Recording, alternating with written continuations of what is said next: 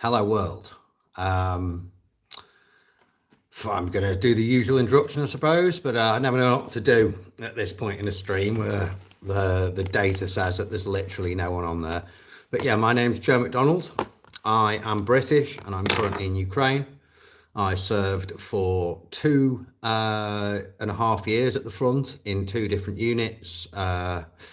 The Territorial Defence down in Kherson and the International Legion up in Kharkiv. And now I live somewhere in the Carpathians in Ukraine, where I make decorative gifts that get delivered to the Russian invaders by drone. So that's what I do. So I'll probably repeat this introduction a little bit throughout the course of the stream, but I thought I would do a stream today because the nature of work is making it quite hard to sort of piece together my normal sort of content at the moment. This is the first factory I've ever set up, so we're encountering new challenges as we go. For instance, today, right, this is one of the reasons I'm struggling to make normal content at the moment, is because I keep getting pretty fucking frustrated by the different mechanical and engineering problems. Like, see this little disc? Looks like a little gear. Yeah, see that? Right? You can't just buy them. They have to be handmade, and it's a consumable part on the machine. And I didn't know about this. And because we're having to adapt the machines to make bigger stuff, now we've got to get a load of them hand fabricated. And all this requires going to see these, like, you only know them, they only work with people they know, engineer type dudes in little workshops all over the mountains. And yeah, it's a fucking process, you know. But we're getting there. We are getting there. And to answer your questions, hello Paul Chambers from Dorset, great county. And Mr. Audrey's, I'm good. You know, my health, I need to go to the hospital again. I feel like my health is sort of plateaued and is maybe taking a bit of a downturn, in some ways. Thinking of actually getting myself registered as disabled, because I basically fucking am these days, you know. I am essentially disabled because I have really bad days and stuff. But yeah, I'm all right. Things are pretty good. It's been a very interesting week in Ukrainian politics. So that's good. You know what I mean? Like I've got renewed faith in the people of Ukraine. So that's encouraging for me. But yeah.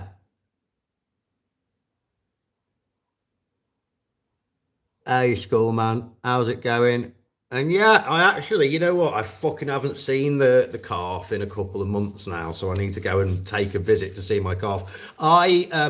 Basically the Carpathian agricultural sort of industry is run by old people, and it's very oldie worldy here. So there's literally a few people who've just got like 1, 2, 3, 4, 5, 6 cows.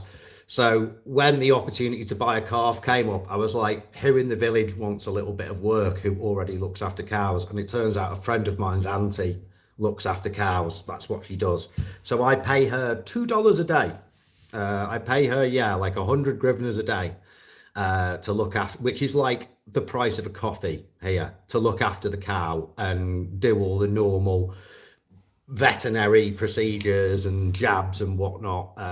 But yeah, apart from the basics, we're keeping it pretty much. And hello from India. Hello, Corey. I don't know. I haven't actually served with any Indian guys over here, but one of my best friends was a Sri Lankan, and there's some quality guys from over in that part of the world.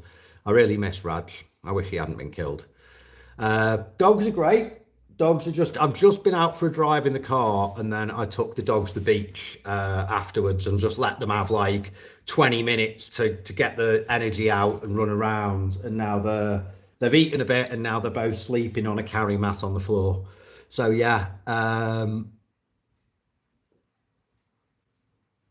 But yeah, but it's farming over here is at least in this, like in a lot of Ukraine, farms are huge. Like you don't know, when you see stuff on the maps and on the videos, it might give you a false perception of the scale of things here. But like a Ukrainian field can be like 5 kilometers by 10 kilometers square, or rectangle rather. It can be absolutely massive. The distance between tree lines is vast. It's not like that in the UK, you know. So yeah, the size of fields in the UK is like a couple of football pitches. Over here, it's like a fucking half a county. Um, the yeah, well, if you're asking about Crinky operation, I'd like to point out now that I didn't personally go to Crinky, although I have been on a number of amphibious operations in the Dnipro River, going to different islands and stuff like that. But yeah, Crinky clearly was a stupid operation for little gain, and a lot of, it ended because the ex second commanding of Azov, who was a POW that got released from Mariupol. He complained, wrote a letter to Zelensky that was public, an open letter, so the public could see it, and action was taken and they fired and I believe arrested, although I don't know if he's been convicted of anything general. I think his name was Solodny or something like that, who was in charge of it. Yeah, it was Crinky was a pointless meat grinder of an operation. What I believe we should have done, if we actually had the manpower to do it, was which we probably didn't at the time in 23 really, is try, like, pushed harder and with more men and gone and tried to capture Aleshki city, which is just a little bit south of Crinky, and that controls two major roads, one of which heads to Crimea, and the other one that goes up to Melitopol. And it also has enough solid, modern-ish concrete buildings that you could make some kind of shelter and mount some kind of defense. Crinky was already like a fucked village before the war, and then it got blown up at the start of the war, and then the Novikharkova dam got blown, so it was completely swamped and it never got pumped out. So you're sending men to occupy a load of like drowned basements. It was a ridiculous fucking operation, and it got thousands of Ukrainians wounded and killed for no gain. So yeah, that was a fuck up.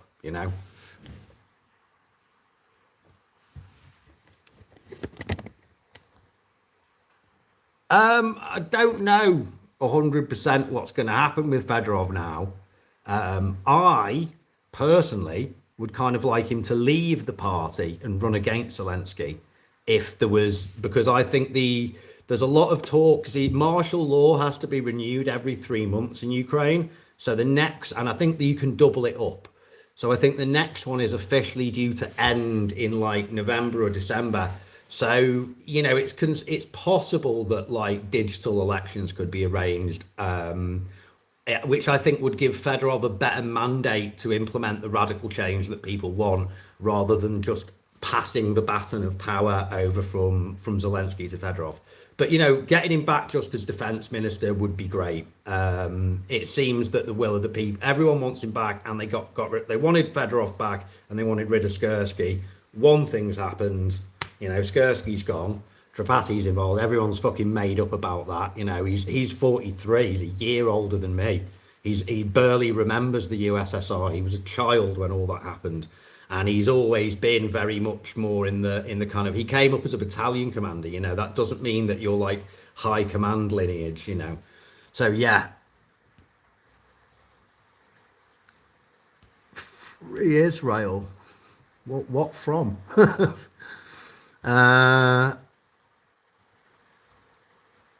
Do I think the commander of Azov? Well, I mean, he's already the commander of, like, if you're talking about Azov or like the whole Azov Corps, I mean, it's a pretty fucking big role in the military, is that. Azov are a really, really great unit, but I sometimes think that what they're really, really good at, what they're better at everyone at in Ukraine, is social media, which is why people think they're the best.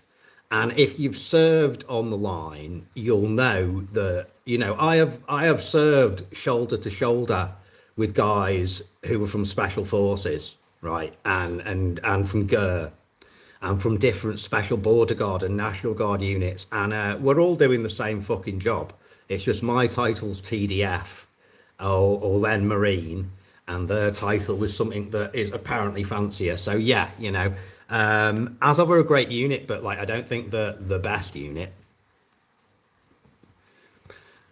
Well, there's what the will of the people is. What are the chances Fedorov will be reinstated? Don't know at this point. It seems likely. That I mean that he was offered like the prime minister role, but that's like in Ukraine, the prime minister's like got about as much power as the first lady does in the United States.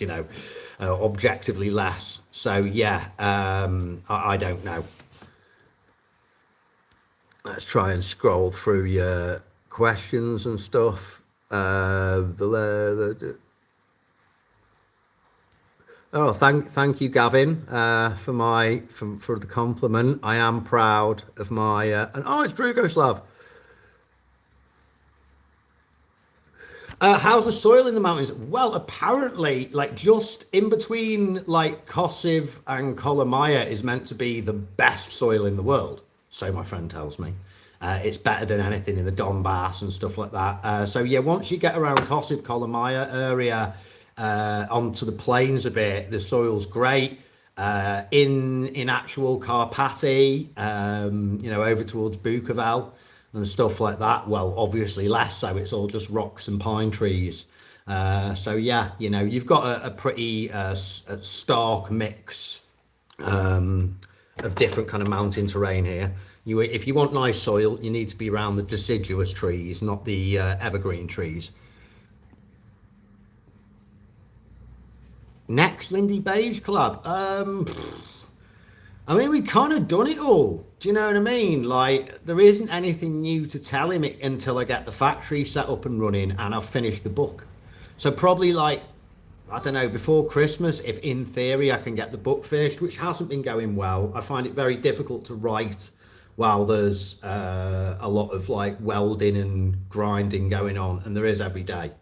And I need to box off a bit of this room and make like a little office and get some like autistic boy headphones, and start doing that. But yeah, there's many things I need to do and have to do. But yeah, you're welcome for the answer, mate. I'm happy to answer everyone's questions about anything, really.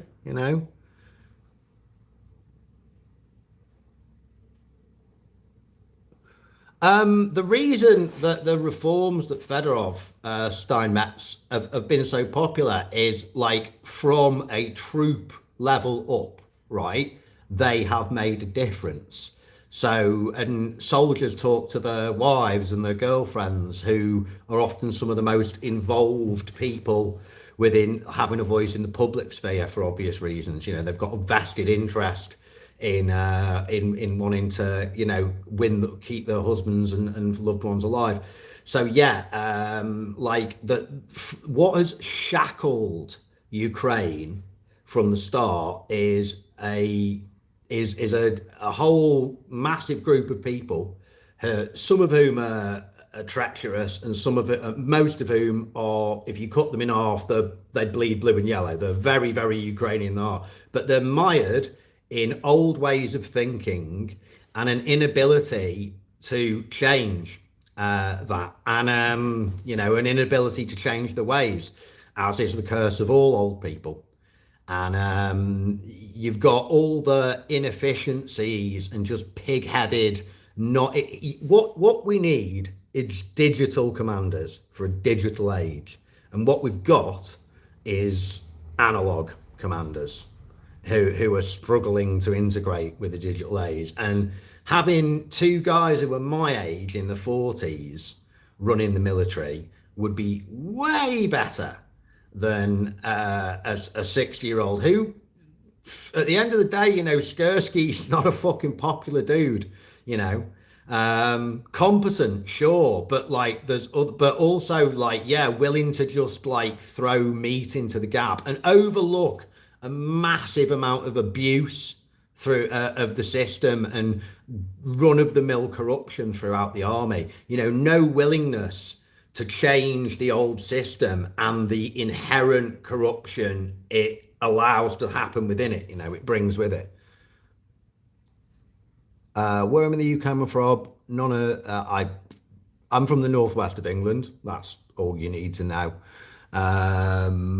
But thank you for the compliment. And yeah, well, I appreciate the compliment. I don't really I didn't come for Ukraine, by the way, when I came. And I am not a big fan of particularly any political party here or anything like that. I came to stop Putin, and now I'm here for the people I met. And that's it. That's why I'm in Ukraine. And, I came to stop Putin because of all the tanks crossing the border that clearly would threaten the rest of Europe and cause a massive fucking kickoff that would drag all of us into it if Ukraine lost quickly. So, yeah, and I'm glad I didn't come with this idea that the politicians of Ukraine and the people of Ukraine that everything was fucking perfect, right? I'm glad I didn't come with that, because I would have got disappointed. Because every country has got its good points and bad points, and bad people and good people, and especially a time like this when unfairness and injustice is amplified. I would have got disappointed. I came to stop Putin, and I've made some really, really heroic and amazing friends along the way, and that's why I'm here still. That, and it's life's more interesting here. Be boring as fuck going back to England. Was last time. Faking Scouser. I'm from the northwest of England. I have occasionally do occasionally turn on the Scouts a bit though. Normally when I've got to shout down a pub full of Southerners or Americans, works pretty fucking well. Can we make a mini Count bin face in the shop? It is possible, yes. Bussification. What the fuck is bussification? Langobard, 4x4, bussification? I don't know what that is.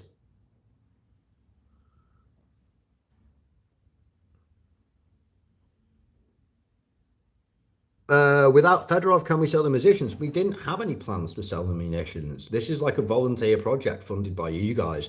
There is a process of accreditation that means I could create an organization and we could, yeah, there is a process. But since I am still stuck in paperwork limbo with one stamp missing from my green book that the 34th Marines in Kherson still aren't fucking doing, then or haven't done yet, then I can't make any steps forward with that. Yeah, so the plan was to just give them to to different drone units that want them, basically, as our parent organization does. But eventually, yeah, I suppose it would be nice to just have a little factory and get paid per unit and be able to employ the guys. I much prefer employing people to this volunteer bullshit, Got to be like a fucking scoutmaster or a summer camp leader with that. Putin the failed out by September? No. This we've got a breaking Crimea is going to take until next spring, summer, basically, and that's when it'll come. So not this year, but September next year, Putin could be gone. I'll say that much. It's possible.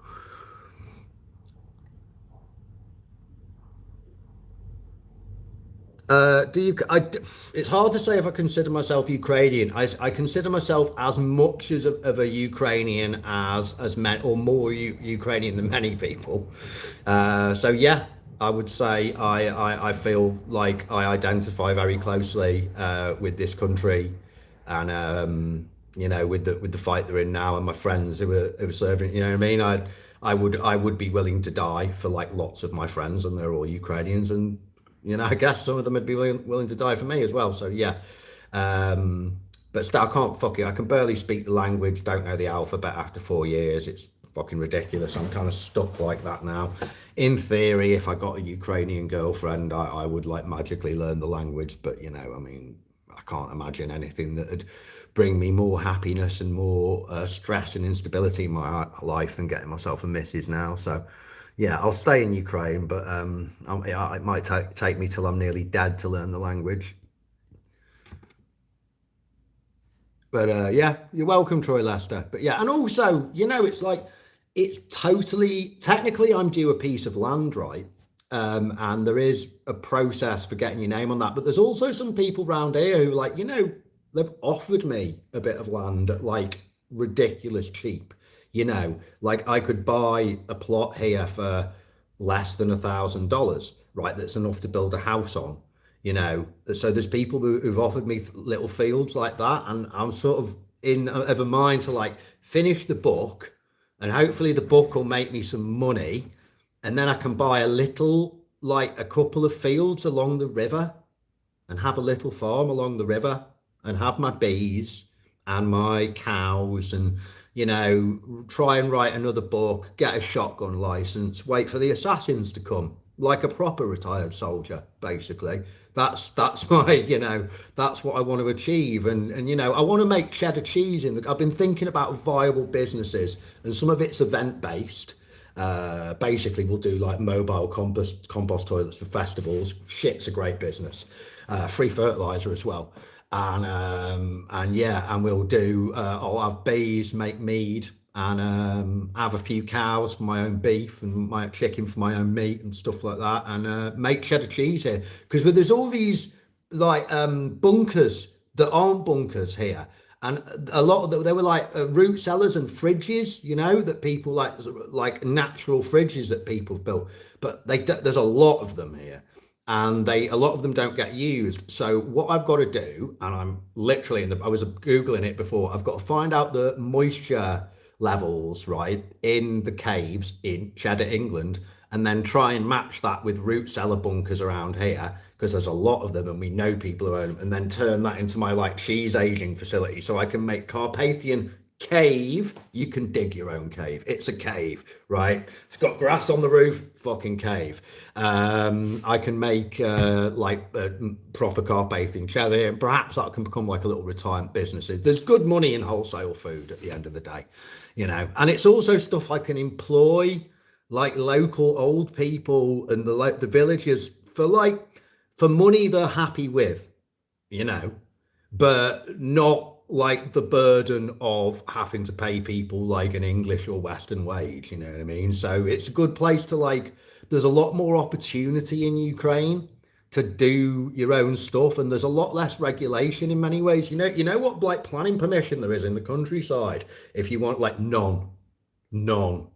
You own the land, build whatever the fuck you like. If you want to build a giant pink fucking dildo shaped house, well, the locals might give you some crap for it, but there's no actual legal way to get you to rip it down, you know what I mean? So yeah. The cow is down the, hello Disco Andreas, cow's down the road with the babushka who has other cows who I pay to look after her. Which is you know, I mean, I didn't just casually get a cow and start trying to learn how to look after one. I got an old person to look after my cow for me, and I pay them like $2 a day, basically, is what it costs me for that, which is fine based on the amount of kilograms of meat it will put on. But this chamomile is going to be my breeding cow, and we're gonna keep her for like 2 years. We're gonna stop paying for her to be looked after in a bit, and she's gonna stay on different fields that my friends own. We've been collecting hay all summer. So, and we're also going to buy a boy to go with it, and maybe another girl as well, and make it 3. And then in like 2 years time, we should have 5 or 6 younger cows, and we should have, you know, we start to get to have a whole boy that we can eat once a year, you know, and stuff like that. So that's the plan. It's just to do like between a few of us, have like a small herd for our own cheese and our own beef, basically. And Onesock's asleep on the mat. The puppy's asleep in a bucket down there. They had a big day out in the car and then a run around the beach in the rain, and they're chilling now. Yeah, I've heard in Ontario. I've heard in Vancouver and Vermont. They also make decent cheddar, like actual tangy, extra mature vintage cheddar. Yeah, glory to Russia. How's your petrol situation doing, man? And how's the how's like the because I went and picked up some parcels from our package service today, and Russia's been trying to blow up our package service since like early 2023 is when the first one you blew up. But yeah, you know, like you haven't managed to, but we've just like wrecked that whole business. All the big hubs where everything comes through, smashed, burn. So, what glory do you guys have to have with a million of your boys fertilizing the ground over here? You know. But yeah, maybe you should go and sign up, mate. Go and sign up for the war effort if you've got so much confidence in it. You know, what's 500,000 more? 500,000 more Russian troops, right? Maybe 300,000 more if Belarus. Well, you know what, right?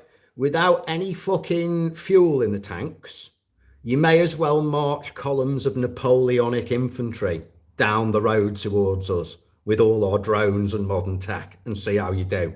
Because if you can't move those guys around by vehicle, what good are they? A dude with a gun in a field is dangerous to within about 500 meters of him and will die of thirst in 3 days unless resupplied. Facts, you know what I mean? So yeah, it's funny when people bring up like the sort of like England's already lost. It's taken over by Muslims. Did you know that? Like, check it on Google now. The Russian Federation is 20% Muslim. England is 6% Muslim. So, what's your argument? You know what I mean? What's your argument? So yeah, if you wanna check that, Mer V8R, you know, yeah, move to Russia. There's no Muslims there. You know, it's not like you'll get battered by Dagestanis walking down the wrong street in Moscow one night. That never happens. Okay, now nearly lit my cigarette the wrong way there. Then need to pay more attention.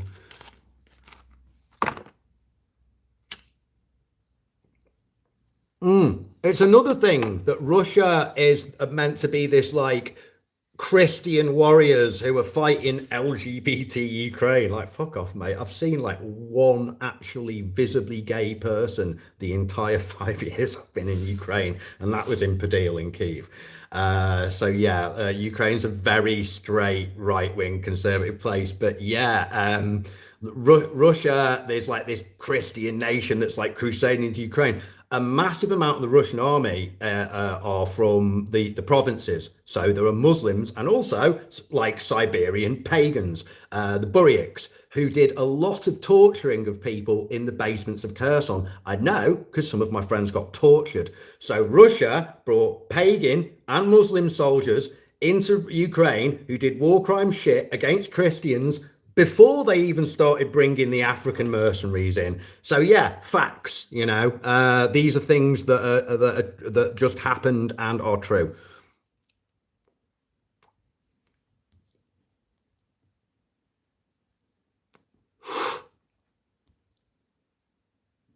Do I think Russia will drop a nuke? No one's going to know the answer to that till it happens. I thought we got nuked one night. We were waiting to go into the Kharkiv counter-offensive, and I was on guard duty making sure that other soldiers didn't steal our kit. But we were like a good 20 kilometers back from like the opening bit of the push. And this Iskander missile, it turned out later to be an Iskander missile, but an Iskander hit at this fucking gas slash geothermal power plant that they've got in Kharkiv and blew up all the transistors, and the entire fucking sky went electric blue for like 2 seconds, which is a long time. And oh yeah, and the ground shook. It was a big explosion. The ground, that thing was like 17k away from us, and the ground shook right when that thing hit. So yeah, for a second I was waiting for the moment like on Terminator where you're like gripping the wire fence while the fire hits you. You know, I was waiting for that. I just lit a cigarette. and sat on the trench and thought of sex when I thought we'd been nuked. But yeah, I don't know. I'm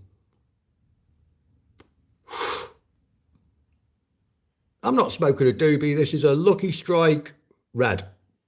Lucky Strike Unlimited, the green packet that they brought out after Russia invaded and don't sell in Russia.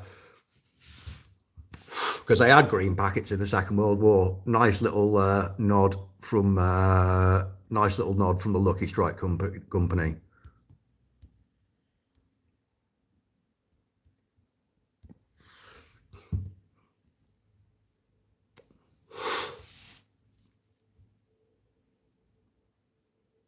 Did Romanians help Ukraine? Yeah, I nearly shot a Romanian lad in the head over here because he was sneaking around the woods where he wasn't meant to be, going off to like do fucking wanky sex chats with his missus. And yeah, he didn't identify himself when challenged, so I gave him a warning shot about 6 inches above his head. And then I got in trouble. They took my rifle off me for a few hours there and then gave it me back when I explained. The American guy who was in charge was like, "You should have shot him." I was like, "Yeah, but I'm kind of glad I didn't."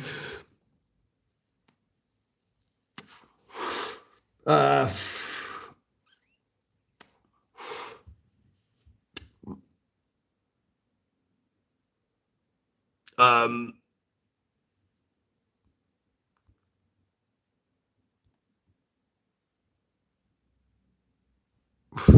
Iranian. Are you talking about the Lucky Strikes in Iran? They, I mean, yeah. I imagine, given the current situation, the Lucky Strikes in Iran will be of a possibly like Belarusian or Polish origin. But yeah, when we first got here, the army was giving us cigarettes for free. And for one, they were gay as fuck. Sorry if there's any homosexual people in the audience. I don't want to offend you, but they were like extra long, extra slim, with like black and gold or pink and gold fucking stripes on them. And it's like, I'm pretty sure you don't get into Valhalla if you die with one of them in your mouth. They're like clown and prostitute cigarettes, and they were also of the worst tobacco imaginable. So, despite the fact that you don't get a good bit of nicotine off them, they're not an enjoyable, satisfying cigarette. They made you feel like a fucking cat had been clawing the inside of your chest. So, I made the decision to bully one of my platoon commanders into letting me go to the fancy supermarket and bought like blocks and blocks and blocks of Lucky Strikes. And they became, yeah, I've converted a lot of people to smoking Lucky Strike greens and a lot of people to drinking English tea since I've been over here. I might be working class scum, but I do have some standards when it comes to certain things.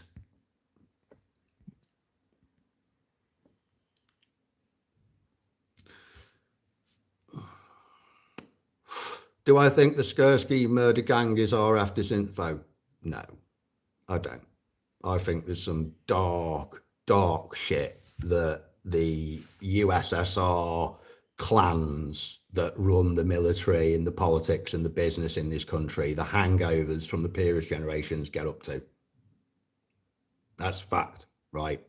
As I said, I didn't come here for Ukraine. I came here to stop Putin, and I've come to love a lot of Ukrainians. But just like British, just like in Britain, there's some bad people here. And these are extraordinary times when bad people in power can get away with a lot of shit. So, yeah.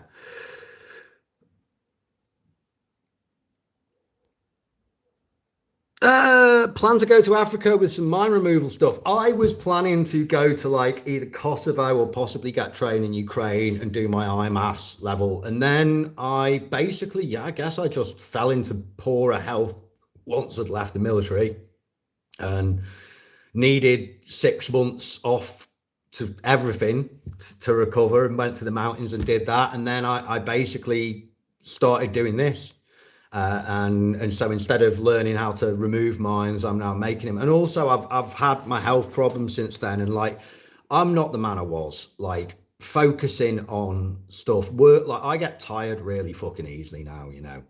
I can't do an 8 hour day of physical graft. Like, you know what demining is? It's like farming, right? It's like working on your hands and knees in a fucking field all day, wearing heavy clothes, if for the most part, right? Um, and yeah, wearing fucking heavy clothes and demining stuff, and yeah, it's not work I could really do now. So yeah, but hey, who's popping? How's it going?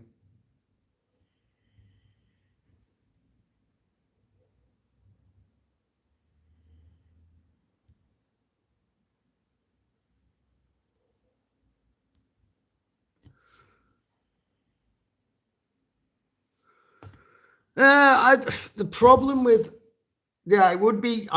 In the past I've been on some other people's shows and stuff, and the problem is from this outside point of view, right, of you guys, all the Ukraine YouTubers and stuff should all be mates and we should all get on. But it's all a fucking clique. It's all a clique and it's all bullshit statusy and pretty fucking backstabby. Like for instance, I'm not trying to drag up the shit, but like I went on Rick's show and did him a favour, I don't know, half a dozen fucking times, 4 or 5 times or something like that. Never, not one offer of fundraising. I mean, I mentioned it to him, and he was like, "Oh, we'll see about doing something for a unit in your unit in the future, maybe." So it's like looking back, it's like, why was I wasting my fucking time, like using my face to make that guy's, frankly, I mean, he's a good bloke and he does a lot for Ukraine, but he's fucking boring. The bloke can't tell a story to tell his fucking life, you know. I mean, I'd hate to go out. Can you imagine going out drinking with him? It'd be dull as fuck. So, he wanted me on to be entertaining. My unit didn't see so much as a fucking tourniquet out of that.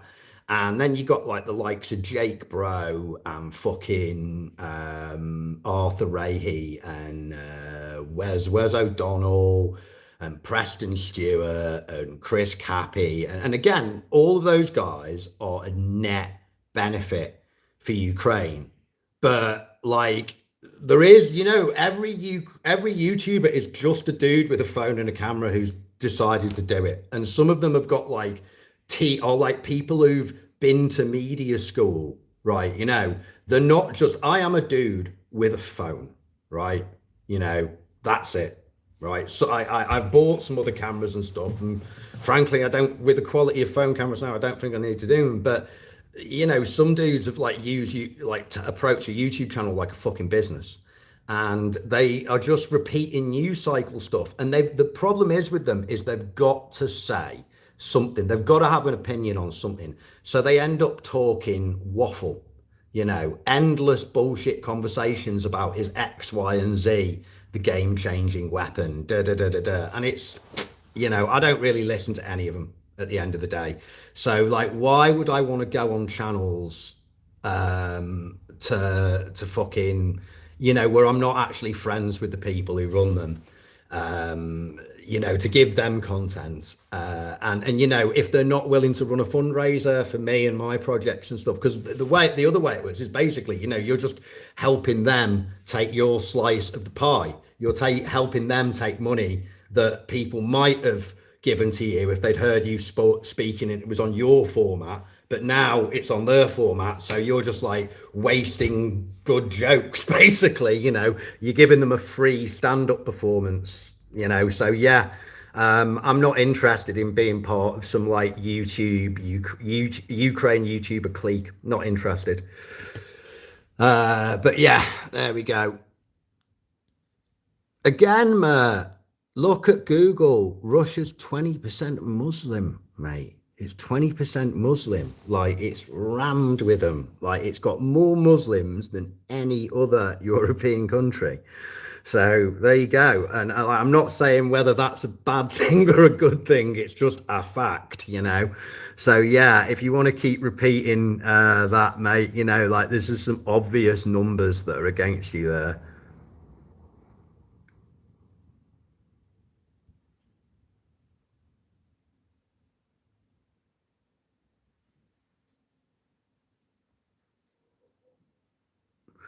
What's that guy's name with Downs? But well, there's Ben Stinson, and then there's Aiden something, and then there's what is it? There's three Brits who were. I had a bit of an intel report because I do take a keen interest in those boys, and as they are either serving in the Russian military or aiding the Russian military, as part of the Russian military's logistics and recruitment effort, they are viable targets. So I keep a very keen interest in those guys, and have made a number of my friends who work in special bits of the military aware of them. And they're not a priority, but their fucking day will come. You know, like yeah, the day will come, and I'm just eating popcorn, and occasionally, every time someone in special forces sort of asks me for a favor or ask my advice, I just might mention that they exist still, by the way, and it's my opinion that the world would be a better place if they didn't. So yeah, I'm in exactly the same boat. You know what I mean? Like they've caught some more separatists in our region or the adjacent region to us very recently. So people leaving a bomb under your car and stuff like that. I mean, the Russians convinced some teenagers in over near Bukovel in the Carpathians, a bit further down from that. He convinced some teenagers that they should shoot up their school, right? And that they were gonna, that they if they did that they would be supplying with a gun and some money, so they could a few grand, which to a teenager in it's a few $1,000s. It sounds like start a new life money if you're fucking 15, doesn't it? So that's while the Ukrainian special forces and intelligence obviously do some nefarious shit, I don't think you're ever going to find any evidence that the Ukrainian government's been convincing Russian kids to shoot up other Russian kids in the school. But the fucking Russian government does. The Russian secret services does. So yeah, there is. I'm in the same boat at the end of the day. Yeah. No, Mer's probably from fucking Africa working for, or just mentally ill. You know what I mean? Um, yeah, it's probably just mentally ill.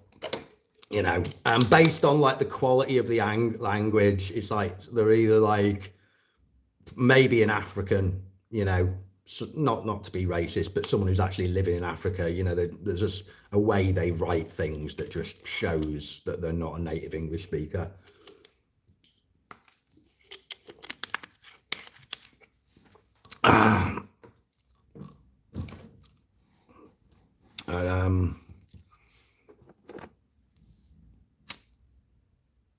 Yeah, but it's good. It's good to troll back. Do you know what I mean? It's good to troll back because if there is a person behind it, I've done a lot of banter in pubs over the years. Do you know what I mean? I'm not someone you can just troll because I'll troll back and do it better than you.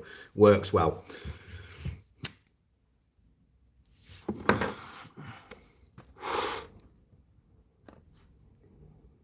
But fuck it. One of the other guys who actually stayed as infantry in 1st Battalion, the Legion, for the longest time was a Romanian as well. So that's another guy who holds a badge as an international volunteer. That is, if you stuck out a unit for 3, 4 for the entire time you've been here, the entire length of the war, you are in such a small percentage of international volunteers. But saying that, there might be a load of Colombians like that who I don't know about,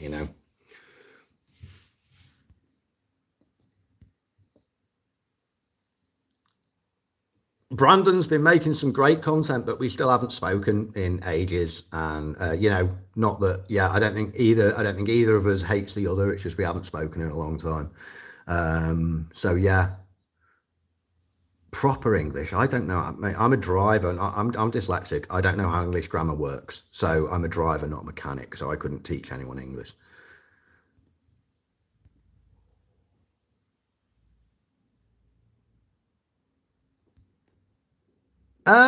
Okay.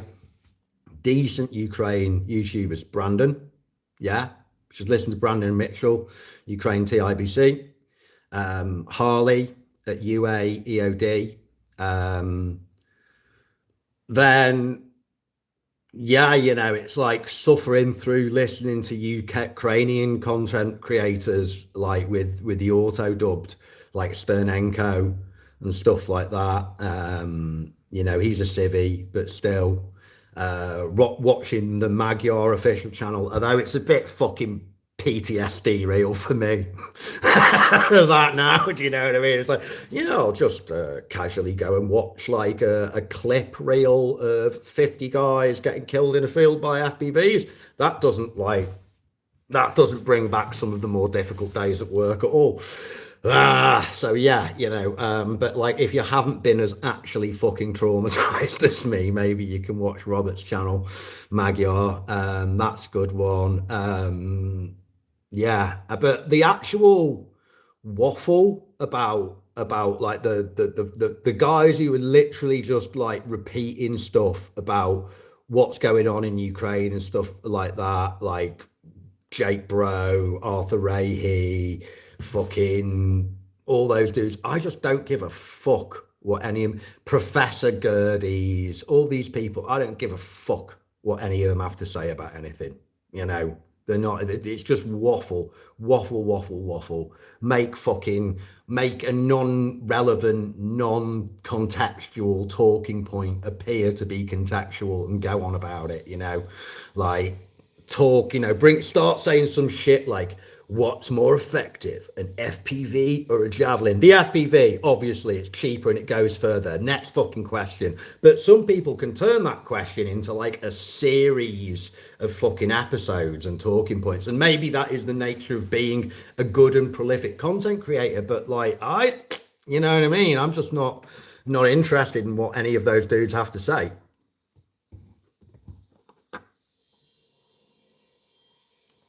UA made a medal for Canadian volunteers. What, like, but only Canadian volunteers, or were they the first to get it? I assume they were the first to get it.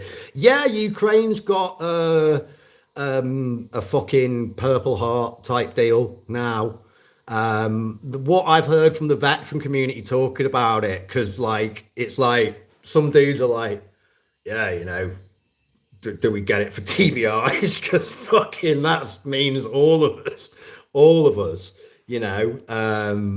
and yeah, it's like, yeah, all right, I didn't get a cool injury, like I didn't get a visible injury like losing a foot or losing a fucking arm, but like my brain and my skull got smashed up good, so do I get an extra gong for that? Like it's a bit of a, soldiers don't give a fuck about medals really for the most part. It's more for, I don't know. We do and we don't. You know what I mean? We do and we don't give a fuck about medals.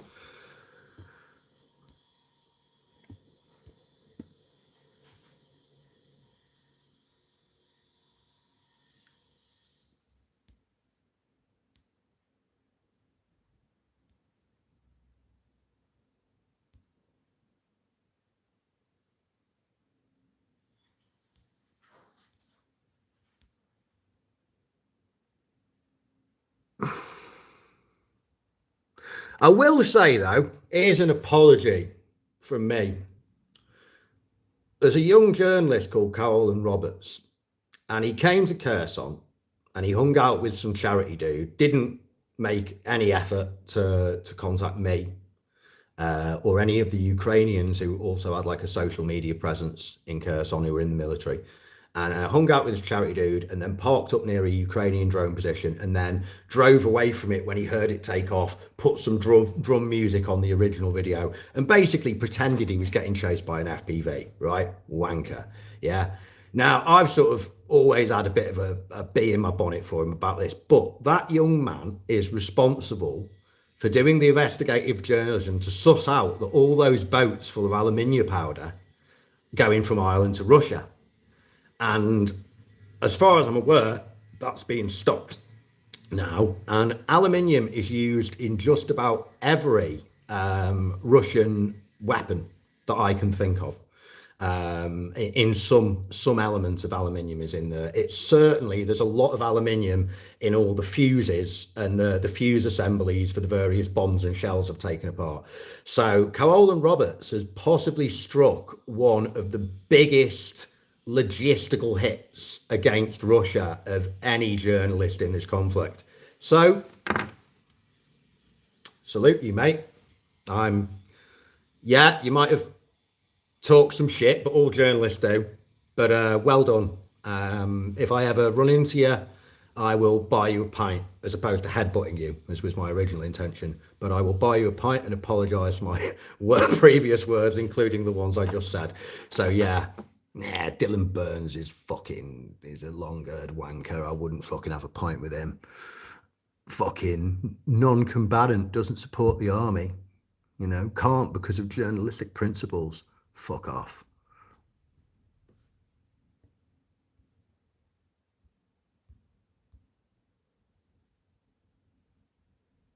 Yeah, Cowell and White clean everything in his history with that move. Like he should get a medal for that, you know? Like he really should. That's of incredible service to Ukraine, what he's done there. Absolutely incredibly. So yeah, whatever mistakes the young man made, all sins are forgiven. I would protect Carolan with my life should the situation arise for such an act. You know what I mean? His life and the possible service he can give to Ukraine and the cause of freedom are of more value than a slightly fucked up old war dog like me. So yeah.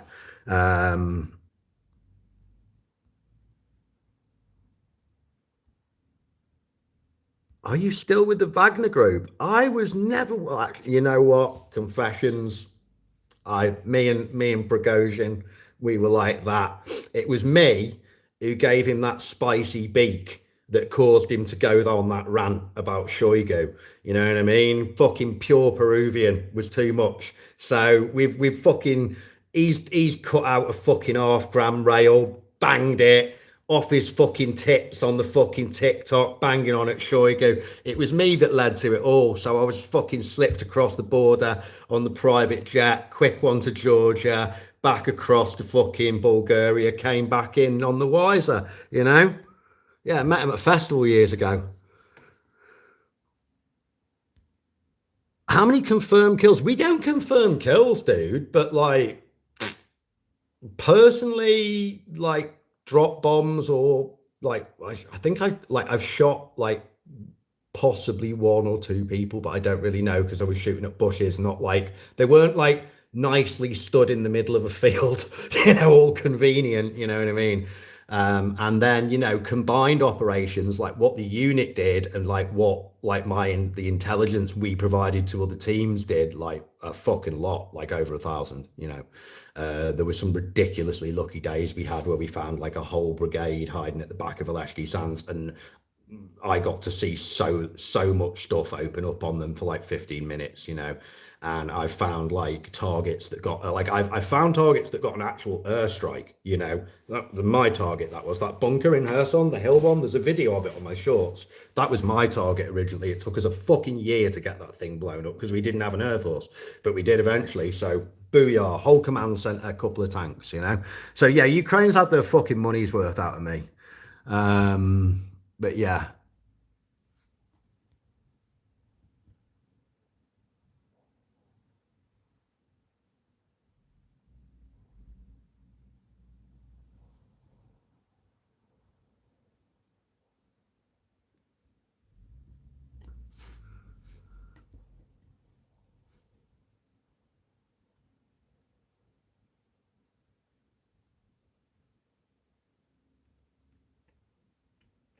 Yeah, it was still like wild days, the Prigozhin thing, like wild fucking days, you know.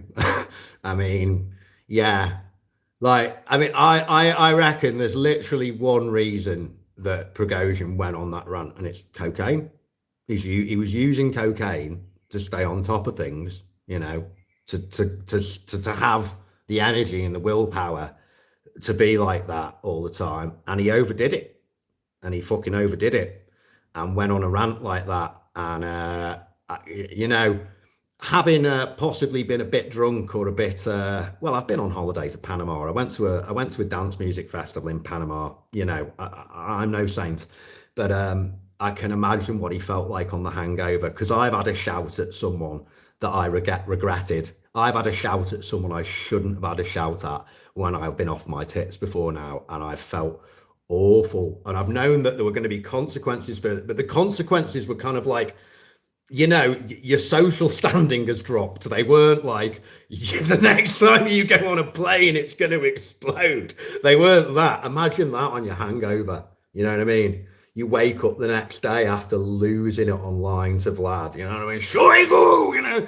you fucking like, fucking hell. I bet he was right back on the rocks. It's the only way to fucking deal. Maybe the only way to deal with something like that. So yeah, poor old Prigozhin, but he was fucking good for a laugh. You know what I mean? It was all very Roman, that bit of the war. You know what I mean? Putin started chucking all the rich people out the windows, and Prigozhin's fucking trying to take over Moscow, and yeah, very, very fucking entertaining, the whole thing. You know.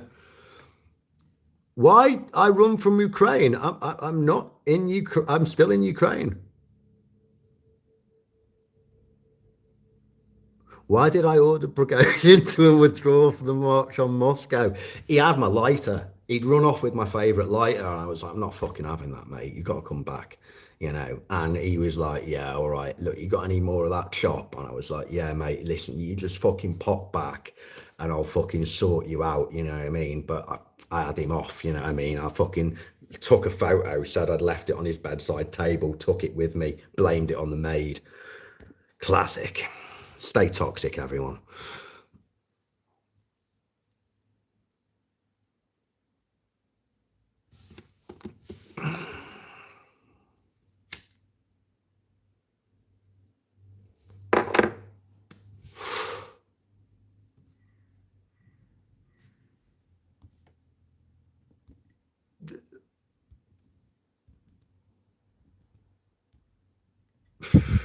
After the war, we'll go, well, Safari Africa is definitely a thing. Like, we're not leaving any Russians to have a toehold in Africa after the war. That's for damn sure.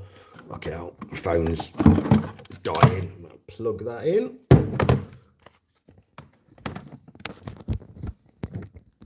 There we go.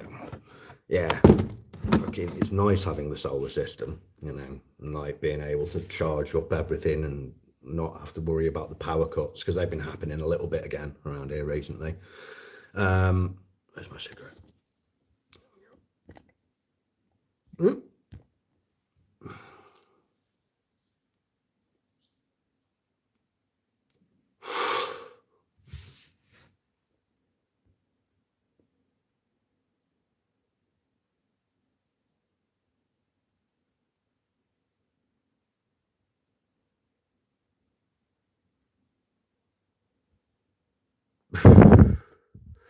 Well, yeah, me and Brandon stopped speaking like a couple of years ago. But you know, we've also never like had anything bad to say about each other. So yeah, you know, I imagine we'll run into each other one day. I respect what he's doing a great deal right now. He's working full time as a frontline soldier, as a medic, you know, and dealing with death and that every day. So you know, Brandon's too busy to fucking like have a rekindle a friendship with someone like me right now. Anyway, so yeah. But good for him, you know. He's also a rude cunt sometimes as well, so you know, but as am I. But yeah, so you know,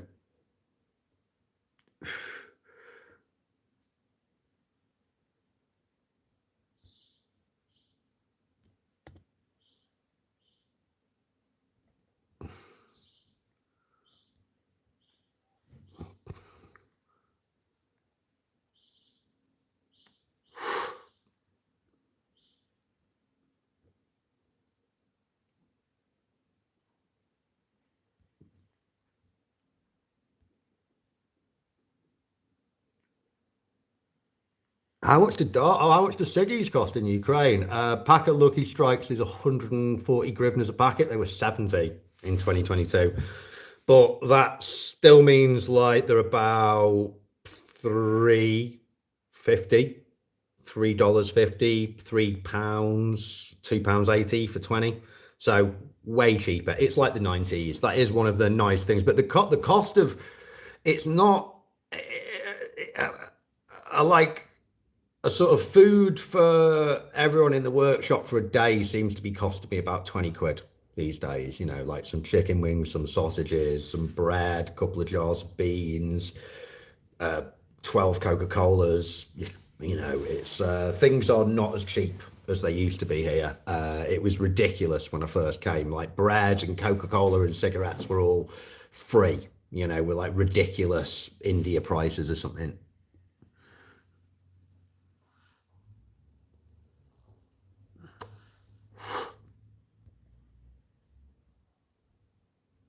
Oh, Nagombo. Oh, all the Peters are gathering now. We got Nagombo from I assume Africa somewhere, you know, earning that Russian money while Wagner takes over his country because they're better than the English and the French. Apparently, you can trust them now.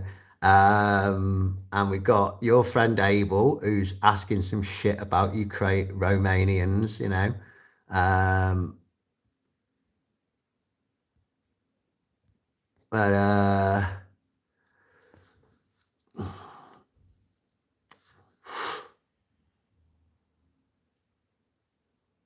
but yeah, we got a few more Peters gathering, which is kind of nice, you know. It's good to take the piss out of them because if they do badly, the supervisors sometimes mobilise them and send them to the front if they're actually in Russia working at the troll farm. So that's good. You know, it is good to troll them back a little bit. Don't pay them too much attention. Don't let them get to you. But if they say some stupid shit you can easily dismiss, then you know it is worth a little bit of time. Because you never know, you might get them in a position where they're suddenly in a fucking trench with a shitty old AK in their hands with one of my mates flying an FPV over the head, and it's all because of wow, they fucked up today.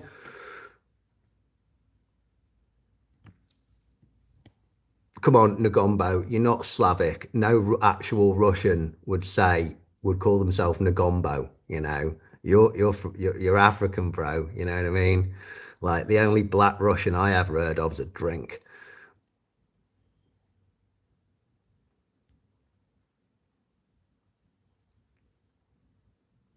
And if you're so keen, mate, go and sign up. You know, now that there's no fuel, you know, for the vehicles, you'll be able to march down the road with all your Russian mates in a big column, and you know, your incredible Russian bravery will protect you from all the Ukrainian robot drones and FPVs and stuff like that. Yeah, it'll be fine.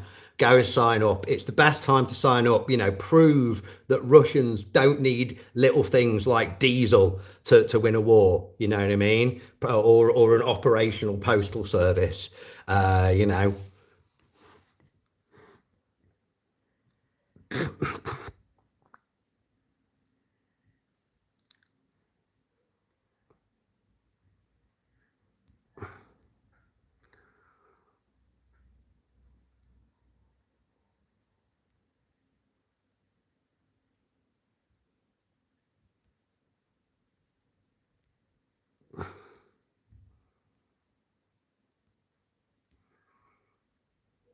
Nagombo is the star of Nolan's Odyssey.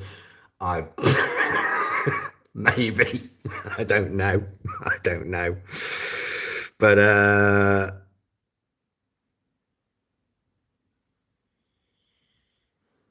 my apologies, Rara4. You're from Honduras. Hello to Honduras. I had a great time in Panama.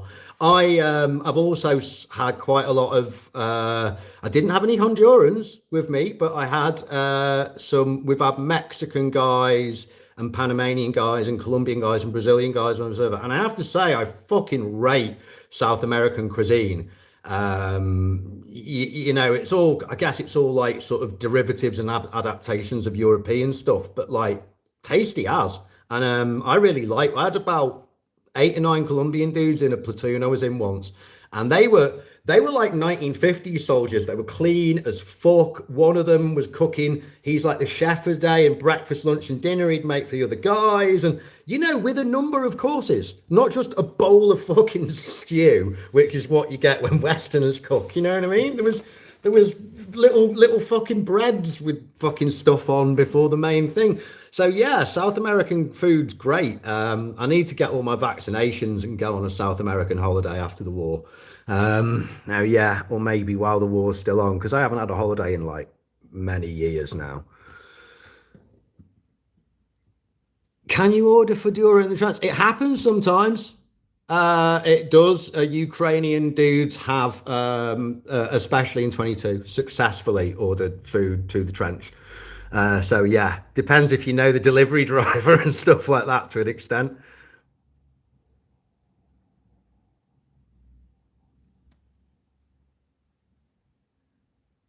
Again, Russia's 20% Muslim. That's 14% more Muslim than the UK. It's a lot of percents, that. What are those? You hang out, you go out for many, around the sort of Dagestani and Chechen bits of Moscow.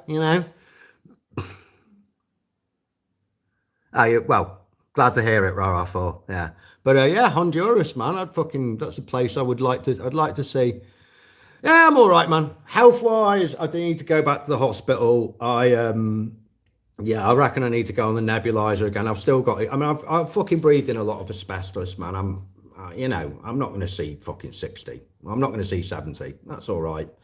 Everyone's got to die of something, but yeah, it'd be nice if I still had lungs enough to like walk up the stairs. I woke up having a coughing fit and like couldn't breathe the other night, and I have been backing off the cigarettes and that as well. But yeah, I need to go back to the hospital. But I'm all right. You know what I mean? Factories progressing every day, although every day we make progress, and every day it's like, yeah, well, it turns out we need these, and you can't just buy these, not in these dimensions. This is a hand fabricated thing, and we need to get more hand fabricated. And yeah, that's a new fucking issue I've come up with today. Fortunately, I have like my Ukrainian team with me, my mates, who mean I don't have to deal with all these confounding things. Oh, I don't think you'd get asbestos poisoning from wearing a Polish gas mask. It's got to be like in kind of dust form in the air, like when you break it. And the best way to break asbestos is to that's in a building, is to hit that building with some form of large high explosive. And I've been in a lot of buildings where that was, so breathed in big clouds of it. So yeah, but again, like at least it won't be the cancer that gets me.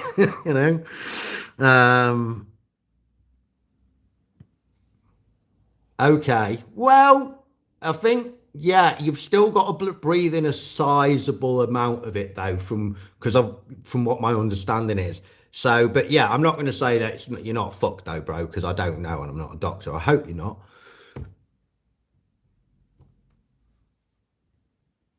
But yeah, apparently you can. But like what health and safety says you can, and what is actually a big risk, is two different things quite often.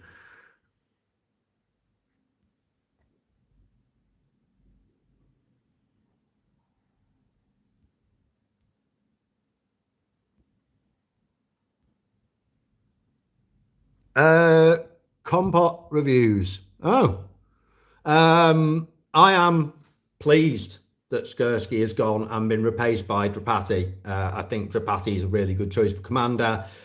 I think the rumors and allegations that Skursky was an old school gangster type commander who will get you, if you're enough of a problem, if you disagree with him, if he doesn't like you, he'll have you murked one way or another. That's true. It will come to light for sure. Now he's not at the reins anymore. There's a lot of fucking brigade and battalion commanders out there who are like sharpening fucking knives, mate. Do you know what I mean? Yeah, Skursky might be safer if he fucking retires in Russia. would be my assessment of the general feeling of most Ukrainian veterans about him. You know what I mean? Like, he's not someone they'd like to shake hands with and buy a drink, you know? So, yeah. And I think if Fedorov comes back as defense minister and we keep up the innovations and the changes in how the army's run, which is as much about bureaucracy and administration and logistics as it is about tactics. And it's as much about changes in command, and that ties in with administration and bureaucracy. You know, like an army is an organization, and the paperwork running properly is literally one of the most important things. It's sadly, but it is. You know, before tactics and strategy, you need to get your admin in fucking order.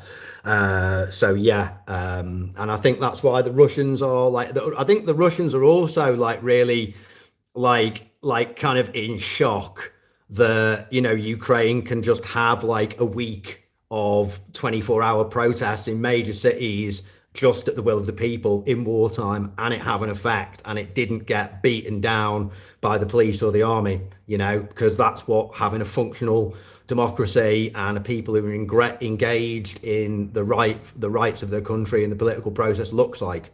But yeah, yeah, Skursky thinks like a Russian when the heat is on, and yeah, fucking impressive. It's made me. It's been a great week to be someone who identifies as a sort of Ukrainian, I suppose you could say. You know, I can't call myself a Ukrainian yet because I don't have the citizenship, and I don't want the citizenship because it comes with loads of bureaucratic fucking hoops to jump through. That's the only reason, you know. But yeah. It's funny how you keep calling him a cocaine addicted clown, Russians, and he's been like beating you for years, you know? Um,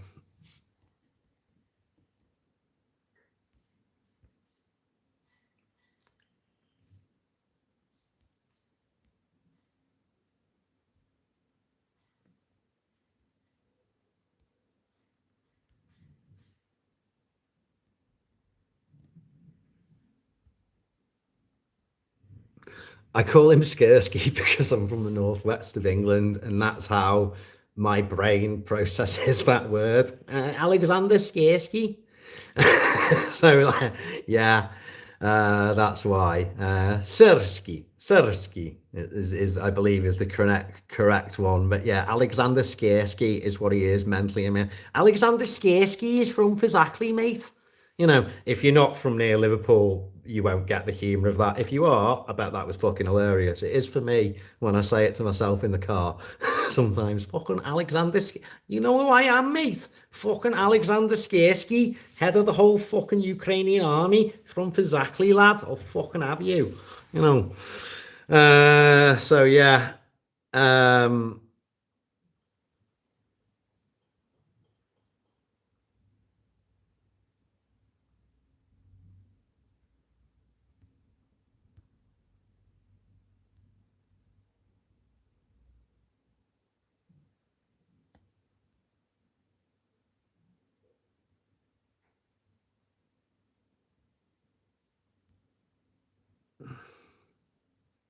So yeah, if anyone got any questions or anything like that, they feel about asking me about the general situation in Ukraine, or you know what I did in Ukraine, or my service, or what I'm doing with the workshop, making gifts we give to the Russians by drone for the army, soon to include medium strike, you know, and help choke off the supplies into Crimea, and yeah, starve, thirst, and freeze out the occupiers there until they leave, like a gigantic medieval siege, which is exactly what's happening at the moment, you know. So yeah, very enthusiastic about that. So anyone got any questions, feel free.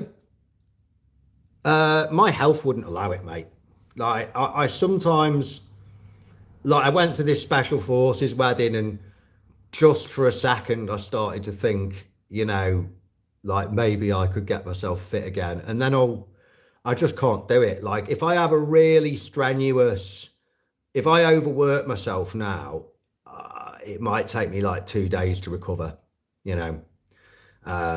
So yeah, I couldn't put in a 40-hour week of physical work anymore. And it's not like my body is broken. It's all to do with, well, my body is broken. It's just like my head got smashed lots by high explosives. And now the skull's like many, many pieces of skull all stitched together by scar tissue. And that gives me good days and bad days, basically. So yeah. How many wild berries will we hit today? Hopefully lots. Do you know what I mean? Removing the postal system is going to really affect Russian business, and everyone shops online these days, even the Russians. So that's going to massively affect their internal economics, and it also massively, more importantly, it is used to transport lots and lots of drones and drone parts to different workshops. So we're removing the logistics for that. So yeah.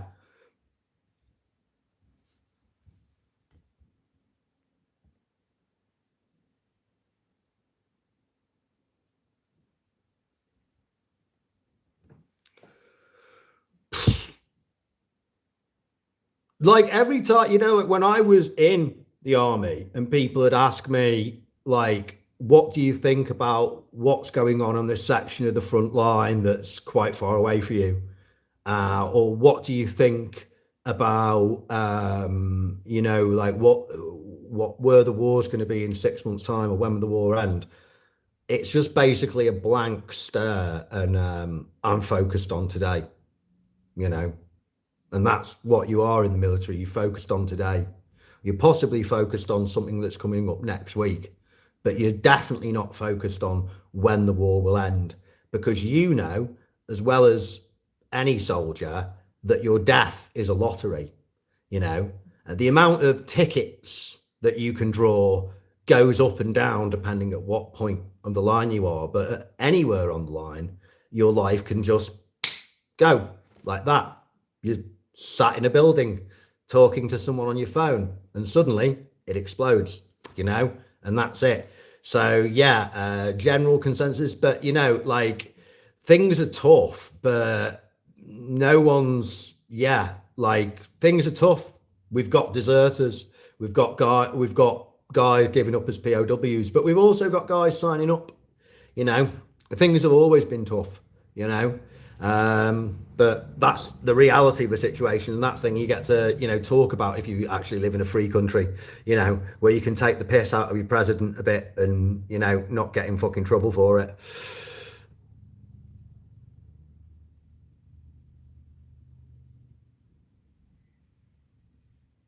What quality in another person's thinking brings a smile to your face? People's kindness. Do you know what I mean? Like, or when people go out of their way to show respect or do some act of kindness for other people, that's what I value the most in people. Um, I think Liam the caveman. I think the way I would handle the war, I don't know if it's the way the war's going to be handled, would be essentially to pretty much hold the line, except where the situation along the line, i.e. low Russian numbers, and the conditions, i.e. weather, allow you to make a localized strategic tactical recapture of land. I would pretty much just stabilize the whole Kharkiv to Dnipro area and focus on like basically getting a force ready to cross at Dnipro and also across the river and push on through to Aleshki and then Melitopol. And that's what I think, and then push down from Zaporizhia, Dnipro, cut off a pocket of Russians, and then be able to push down to Crimea and up the line. That's what I think is actually strategically viable. Like, Donbass is just so bad terrain to advance on everywhere. It's just too much of a meat grind. But cutting off Crimea from all fuel and water, and then making like a significant, like, landing troops into the right bank of Kherson, getting to Melitopol, and then combining that with some kind of large-ish amphibious operation in Crimea. I think we could be seeing that over the winter next spring, more like next spring. But this year and the last year, the war's barely let up because of winter. There hasn't been any real slowing down and stuff in fact, this year, the winter was when we saw the biggest Ukrainian gains because bad weather is the friend of advance these days. If the weather's bad enough, the drones can't fly. If the drones can't fly, you can move large number of troops.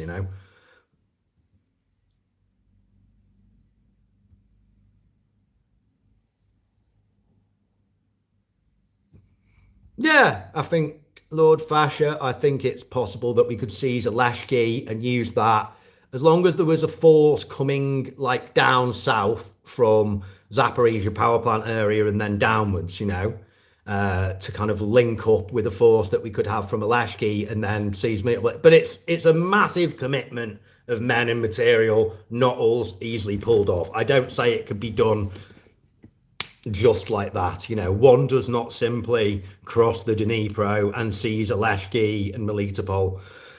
But I think that combined with coastal operations, like we could potentially land like several thousand men in, say, Sevastopol or at the air bases along like Belbek that are along the Crimean coast. That could be something that we might see. But I think really that Crimea is going to come, the victory in Crimea will come because of capitulation due to lack of water, food and fuel, and the fact that people will literally die of thirst unless Russia makes some concession and Ukraine allows them to leave or allows supplies of some sort to come in. No, they won't be able to fix drones so they can fly in any weather condition in the future for the same reason that planes can't do that. A certain size of plane can't fly in a certain size of storm, and drones are small. So there you go. Unless they're like fucking hypersonic rocket powered drones that can just ignore weather of all sorts.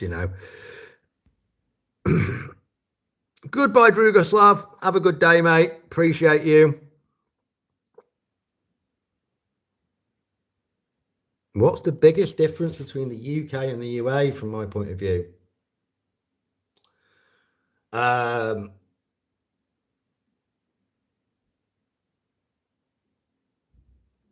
Well, I think the British would be really happy if we were all in a crisis still possessing what we call blitz spirit, which is the Blitz was when the Germans were bombing the shit out of England. And Blitz spirit means that, despite the fact that your city's being blown up around you, you keep calm and you carry on.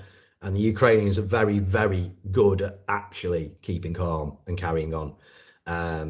In reality, under immense pressure.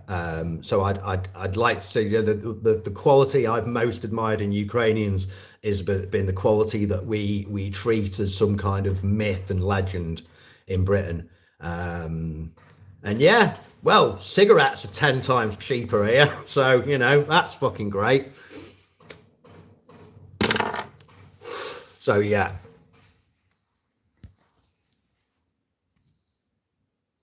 Next big advancement in drone tech is going to be with more ground drones of different sorts coming in.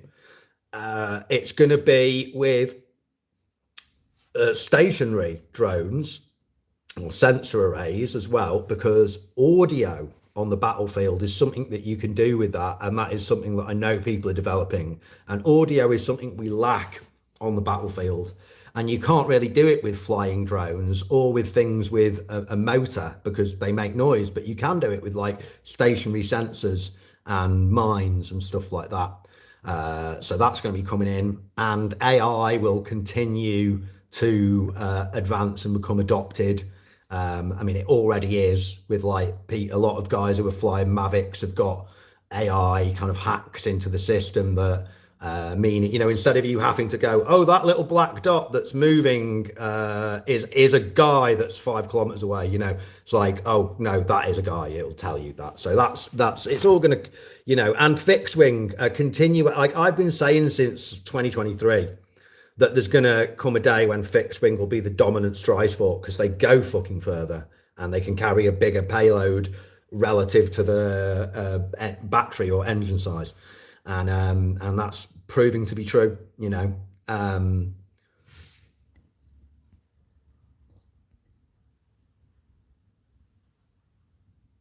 I'm not scared of the Russians finding like my precise location. Like, I'm in the Carpathians. That's all people know. you know like, I've mentioned a number of towns.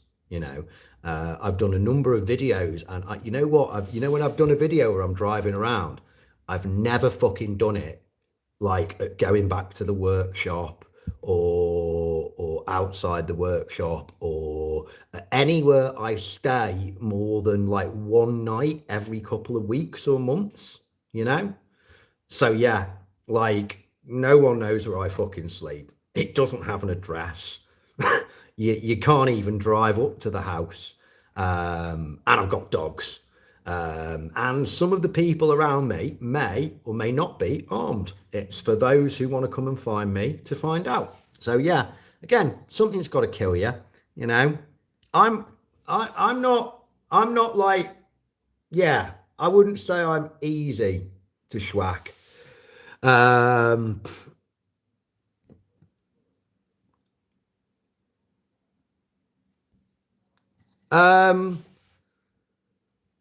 I Yeah, that is, if you want to send an email to that address, you can. I get emails from people all the time that I kind of wish wouldn't send me. If you have a technological idea for drones in Ukraine, I'm the wrong man to approach. If you want to come and volunteer for me or make 3D printed stuff for me, I'm the wrong man to approach. If you want to be my mate, sure, you're lovely, but I'm not interested. Everyone who wants to be my friend or wants to fuck me is clearly an assassin. And yeah, it does mean less laughs and less pussy, but it also means less stress. So yeah, if you want advice about coming to the Ukrainian army or coming to Ukraine, look through my back catalog of videos. There's a whole playlist called Recruitment. I cover just about everything there. But yeah, if you sent me money on PayPal, please don't email me asking for me to confirm it, because I've got to turn on the fucking VPN and then the other VPN and fucking go through all this just to be like, yes, I received your $20. Do you know what I mean? Like, if you send me a couple of grand, I might be more inclined to fucking take the time. But yeah, so I prefer it if people don't email me. But if you feel that your email lives outside any of the categories I just stated, then feel free. Yeah.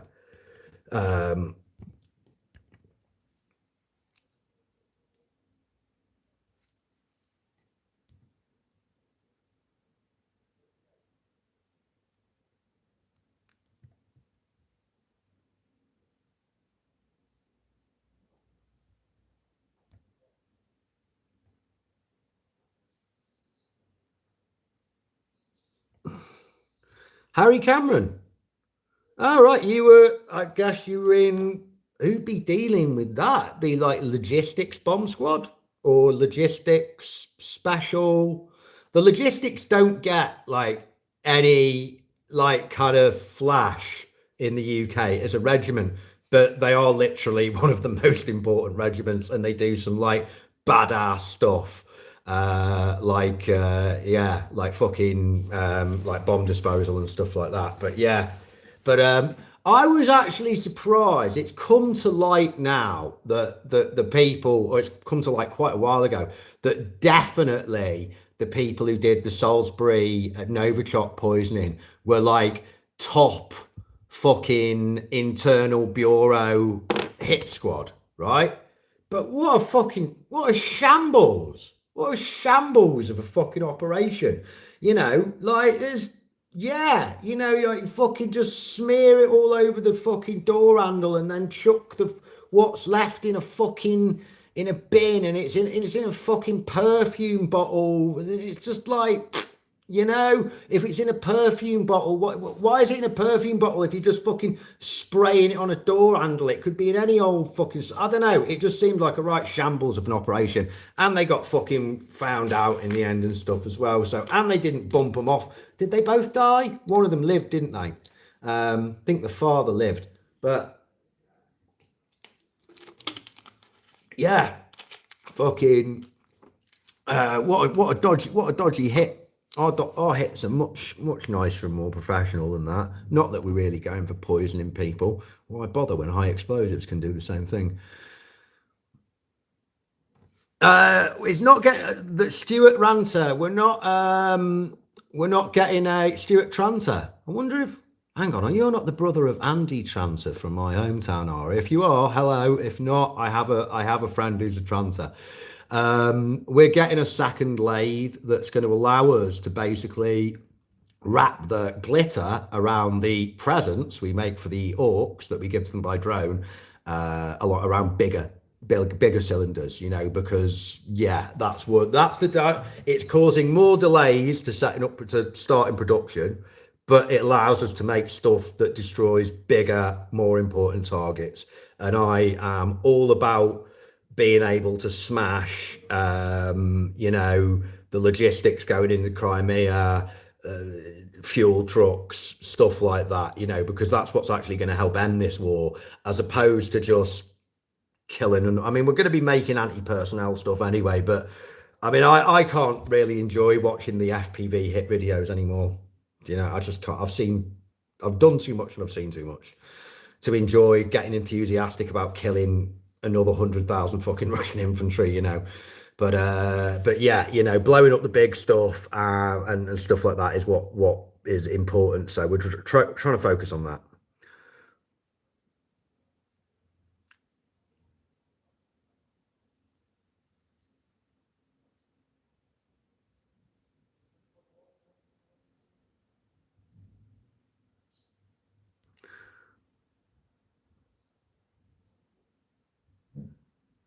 How do Brits rank among the foreign soldiers in terms of effectiveness? I wouldn't know. I've never served with many Brits. One of my friends, Brit, whose channel is Mission Ukraine, is it Mission Ukraine or Ukraine Mission? Try both of them. It's a small channel. He's only got a few thousand subs, but he appears on Why Ukraine quite a bit. He listened to my videos and came to Ukraine with no military experience, learnt the language, spent some time in an airborne unit, in one unit, and then got himself into another, and is now part of a like proper deep reconnaissance Ukrainian recon team. And he's achieved great things, but he followed my advice, which was, if you really want to get into soldiering here and learn to be a soldier and be a soldier, you do way better to stick yourself with a bunch of Ukrainians who are in a position where they can't just leave the unit when they have a bad day, which is the problem about being in a foreign unit here. The Colombians aren't like that. They are staunch, but there's a lot of foreign units have problems with manning levels because people are free to leave when they want. And, you know, some people leave for bullshit reasons or because their mates told them the grass is greener at some other unit. But you can have legitimately the worst day of your fucking life here. And the moral strength and courage and fortitude it takes to stay when you've just had a mass casualty event in your platoon and lost 10 or 15 of a 30-man unit, which is something that sadly has happened a lot through the course of this war, is immense, you know. So it's difficult to judge guys who leave, because if you know, every Ukrainian, some Ukrainians quite rightly get pissed off when foreigners leave, but others, you know, on a different day, the same guy will be like, there's been days where if I had a magic button and I could just get me and my family out of Ukraine, I would, right? There's lots and lots of people. Everyone has had a fuck Ukraine day who's been serving here under the pressures you are when you're a frontline soldier or a frontline volunteer. Everyone's had a fuck Ukraine day. And if they say they haven't, they're either a rabid, mentally ill nationalist or they're lying. You know, and even if they are very, very nationalist, they're probably still lying because it's fucking rough. War's horrible, you know.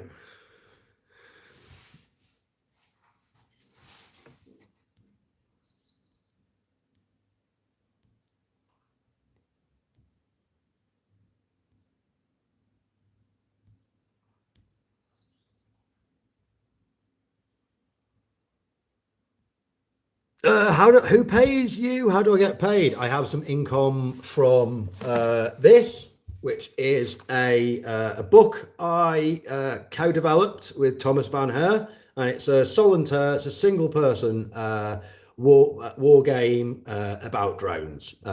So there's that. And I do bits of voiceover work from time to time, and I've actually got a few grand backed up in my YouTube account that when I get my residency here, I'll actually be allowed to pay, and then Ukraine government will get some tax. And I occasionally do a bit of driving for like other journalists and whatnot around here. And yeah, I also yeah, and some people do send me some money with the express conditions to spend it on like myself or the dogs or Diesel or as I see fit. And as sustaining my own health and very humble life, you know, I live in a couple of cabins in the Carpathians. I don't pay rent. I shit into a bucket, and my mod cons are a light bulb. You know, I drink bottled water or get it from spring. I buy bread and sausages, and occasionally someone reminds me to eat fruit. So, you know, some money that people donate me gets spent on me, but nearly all of it gets spent on Ukraine. And when I was in the army, quite a bit of my wages got spent on Ukraine as well. So, you know, I invite, once again, if anyone wants to try and get me investigated by the Ukrainian financial police, I welcome it because I'll get a medal at the end of it. So, yeah.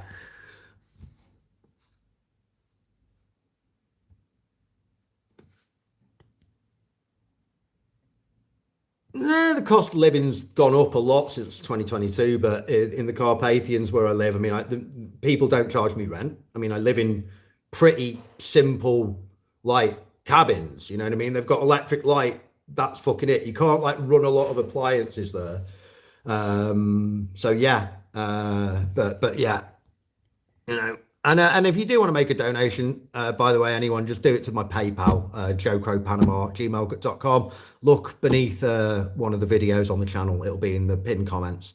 And yeah, but you know, I don't. There's no point in sending me money through super chats and shit like that because fucking YouTube takes a massive slice of it, and they can't pay me until we get this residency thing sorted out. Which is, yeah, I do love Ukraine, but I don't love the USSR heritage bureaucracy at fucking all. You know.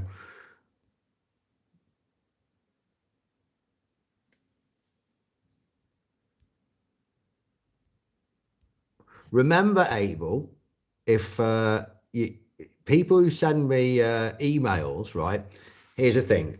I use a couple of different VPNs that some friends of mine have advised me to use. So when I reply to emails, people can't tell exactly where my IP address is. And I have it all set. So I'm just in a different part, but quite close by in Ukraine. That's how I have it set.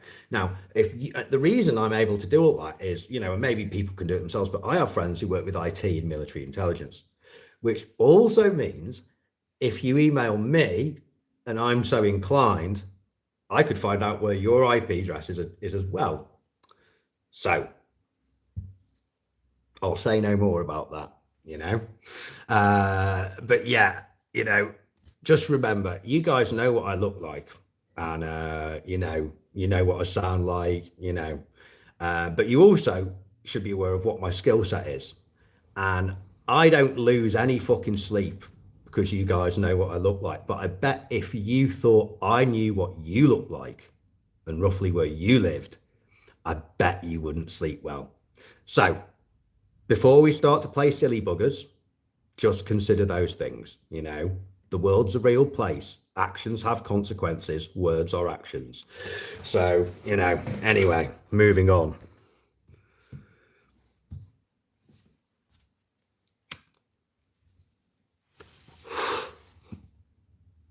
Me and Zelensky go off and do coke on his yachts all the time. They're just off the coast of Odessa. All the rumours are true, mate.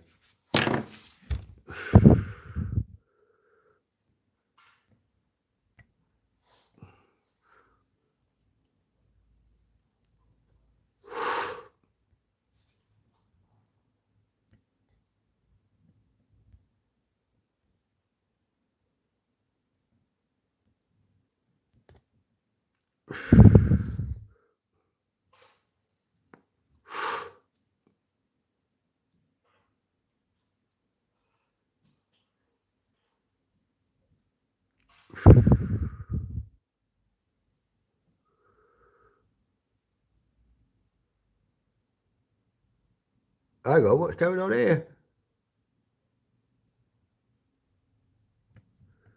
Amber's Antlers. Who's this? What's she been saying? Fucking hell, I'm confused.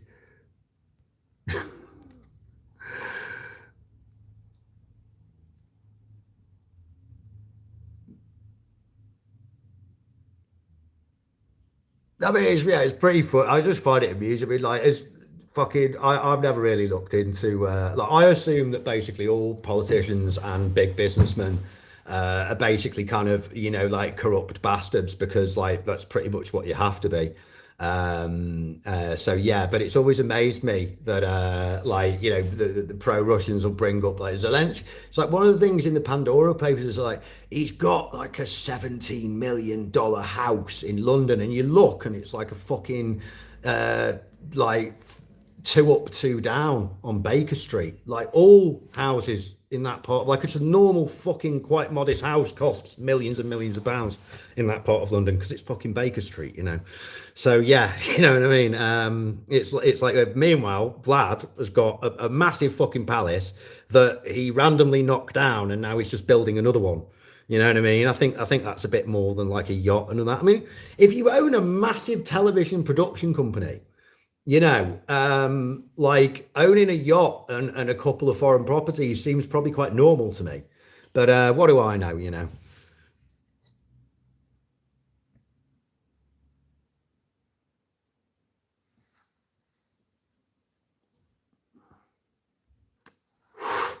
New photos from the Paris show. I mean, that's amazing. Photoshop and stuff exists, but I don't think prime ministers or presidents' wives had wear something that had been like nicked from a major museum, like yeah, a couple of days before. Yeah, I don't think that'd be a thing. That's probably she was wearing a necklace, and Russian media's made up some lie that it got nicked, but something else got. I don't fucking know. But whatever, man. If she's wearing stolen jewelry, good for her. More like the Paris jewel robberies years ago with those Serbian gangsters were fucking beautiful. They were ace. So more of that. There's going to be loads of fucking well-trained bank robbers from Ukraine after the war. Facts of life. Looking forward to fucking joining in, coming robbing some banks in Russia. Abel, that's really sweet of you, mate. You should. you know.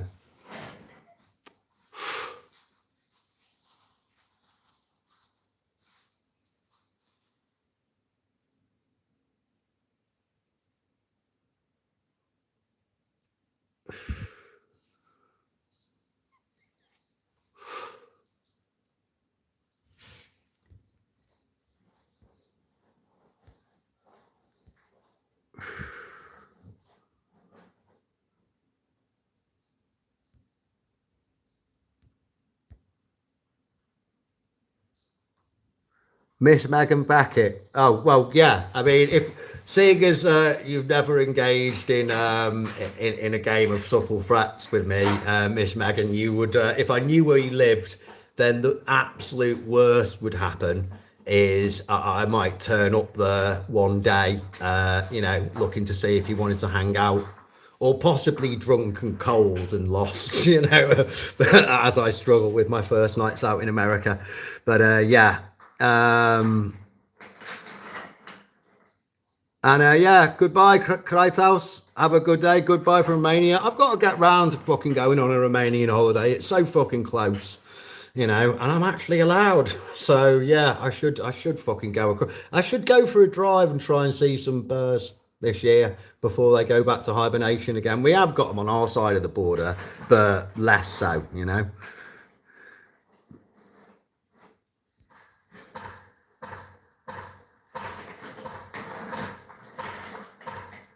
Leo, yeah, we did discuss the change at the top. I think they're good. I just hope Fedorov comes back as defense minister / becomes the next president of Ukraine in short order.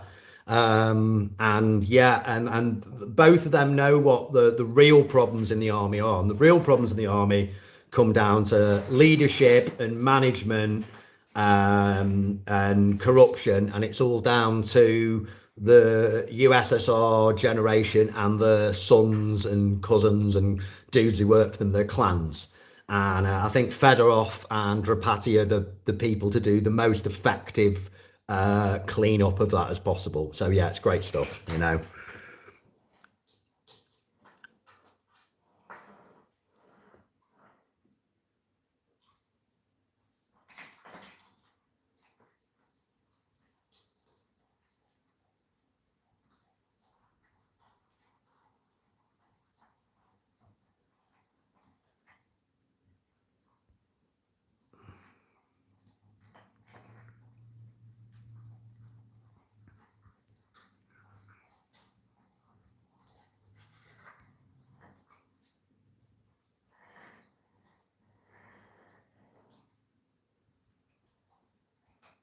Do I think the current VDB is better or worse? Fucking about the same. I mean, probably better because they got drone teams now, you know? But yeah, you know, like what has happened in a lot of different conflicts, like notably with Britain, like the British Expeditionary Force in both the First and the Second World War was the highly trained and pride of the British Army. They were the best trained dudes, the dudes who were ready to get on boats and go across and, you know, subjugate whoever Britain wants subjugated at a moment's notice. And both times, the British Expeditionary Force got fucking smashed. And Britain's contribution to winning both those wars was mostly done by not professional soldiers, but by volunteers and conscripts, people who had no military experience before the war. And they are the best soldiers I know in Ukraine as well. The guys, the best soldiers in a big war like this, are guys who would never fucking join the military in peacetime. It's two different things entirely. A peacetime soldier is a completely different entity to a wartime soldier. There is overlap, but yeah, the best ones don't have all that you need to do this and this and this peacetime garrison bullshit in their head, basically. What SIGs do I prefer here? I am a Lucky Strike Greens man. If Lucky Strike are looking for to sponsor a YouTuber who doesn't give two fucks, right? I'll demonetize my channel. I'm quite happy to. If you want to sponsor me, right, then please do. I'll work for you happier than I work for YouTube any day of the week. Great smokes. Everyone who's a frontline soldier should take up smoking. It keeps you calm. It gives you something to do when they're shooting at you. And yeah, it's a wonderful way to pass the time. So yeah, only way to stay fucking awake sometimes is having a cigarette. So yeah, Lucky Strike Greens for the win.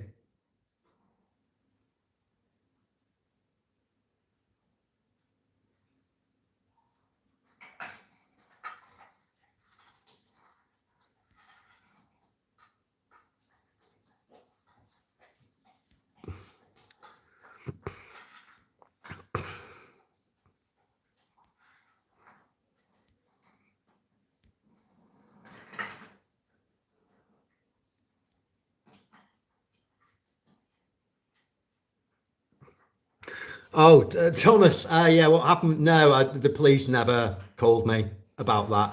I think it was pretty evident after speaking to a few people that I was completely right. They were trying to scam me, and they knew that they were trying to scam me. And what that earned them was a smashed computer. So they cut the losses then, you know. If they hadn't been trying to scam me, they could have gone to the police, but they didn't. So yeah, basically. So, you know, I mean, what I know for the future is if I want to smash a computer off someone's desk, I'm going to boot it. I'm not going to hit it with my arm, basically. So that's what that lesson taught me overall.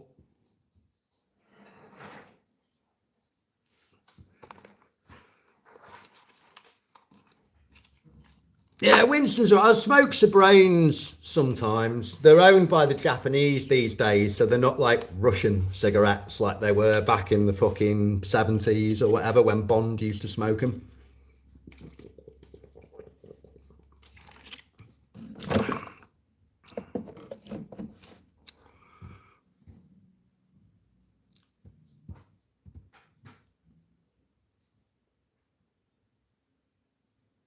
I mean, it depends where you get the Lucky Strikes from, right? ATB, you definitely get Silpo and the supermarket we have in the Carpathians, which is called Nash Cry.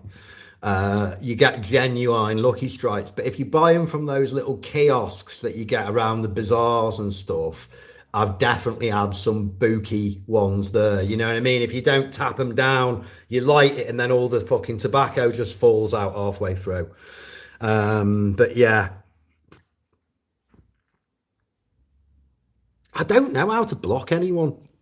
But ultimately, their comments help feed the algorithm, which ultimately helps promote the channel. So it's one of the nice things about trolls is they nourish us with their bullshit and hatred. You've always got to remember, you got to feel sorry for the bloke. He's simping for a dictator who's like started a war he's losing, and he's got over 1 million of his countrymen killed, and he's simping for him. I mean, like, fucking feel sorry for the dude.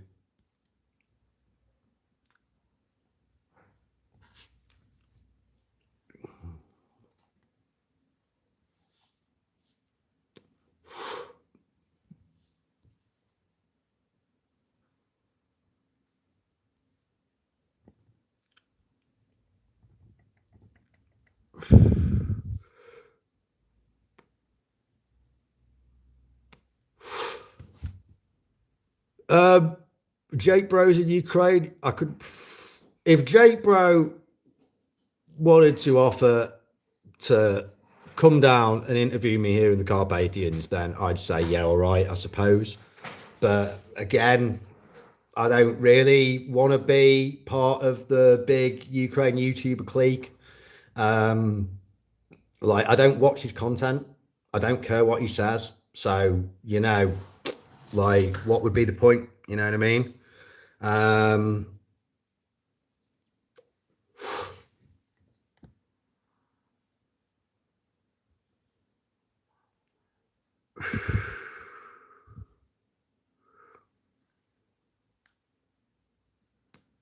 Feudal Diana, I'm doing all right. Diana, I'm doing okay. Got to go back to the hospital soon, but yeah, life's pretty good. I ate 4 bowls of berries with cream and sugar yesterday for my health. The doctor said eat more fruit. So I think there's no rule that says you can't put cream and sugar on that fruit. So I had red currants, black currants, raspberries, and blueberries, like mountain hand-picked blueberries as well, which are just the taste on them is just like much more magnified than in shop bought. So that was good. I'm doing some steps to my health. It's berry season here, so eat like a bear.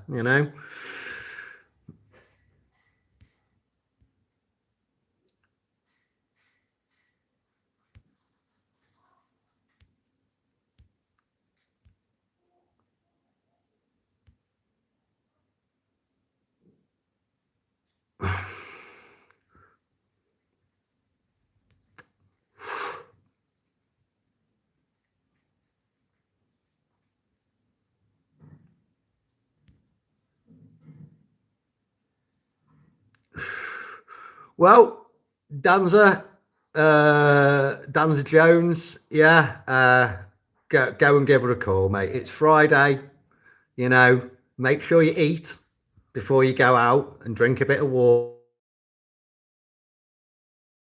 Oh, yeah, you know, make sure you got what you need in your wallet and give her a call, mate. Go on, my son. Good luck.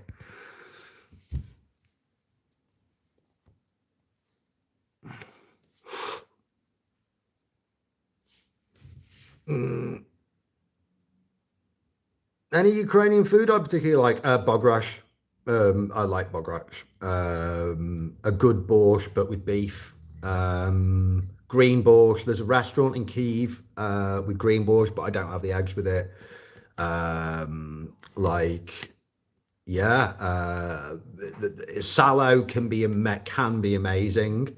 There's a little, I'm not a big fan of pork shashlik, but there's a little restaurant that only operates when Kosiv Market's on. So I go there like fucking every couple of months, and he marinades the pork in like white wine and onions the night before, and it's fantastic. So I do like that. The bread over here is great. Ukraine seems to manage the same yeast culture as France does, so the baguettes have got that really lovely buttery edge that you don't get in Britain. So yeah, and like just the quality of Ukrainian produce and the fact that organic is like normal and commonplace here for a lot of vegetables, as opposed to like a premium value thing is great. I really don't want Ukraine to join the EU. Everything will get more expensive as shit.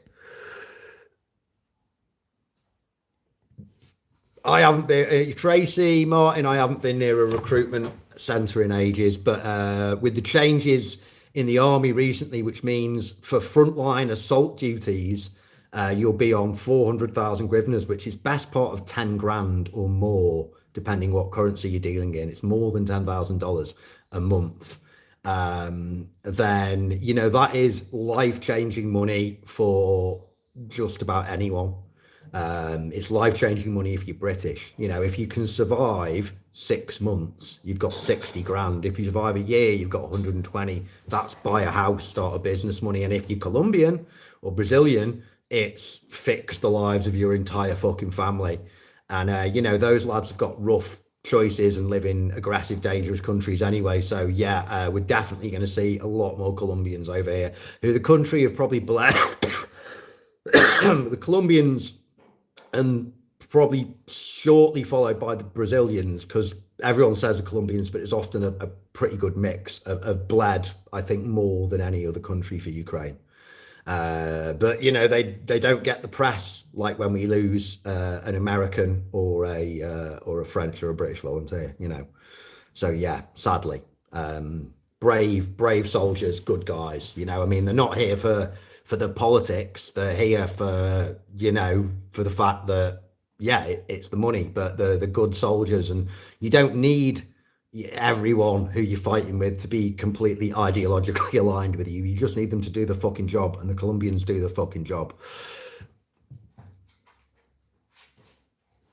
Well, yeah, I mean, like I said, the whole wages have gone up a lot. People are getting like 140,000, 170,000 for just being in the combat zone now. And you can be in that combat zone and be like, 40 kilometers away from the Dnipro doing paperwork in an office. You know what I mean? The only thing that can hit you is a fucking cab or something like that, or a missile, and that applies to like everywhere in Ukraine.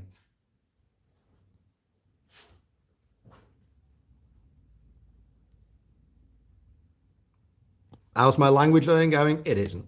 It isn't. I mean, I kind of do understand bits of what's going on about the workshop and stuff like that, and I understand more words, but I still don't know the fucking alphabet, mate. It just doesn't stick in my head. Too many contusions. Too many contusions. I heard a lot of M70 AKs have made it to Ukraine. No idea. No idea.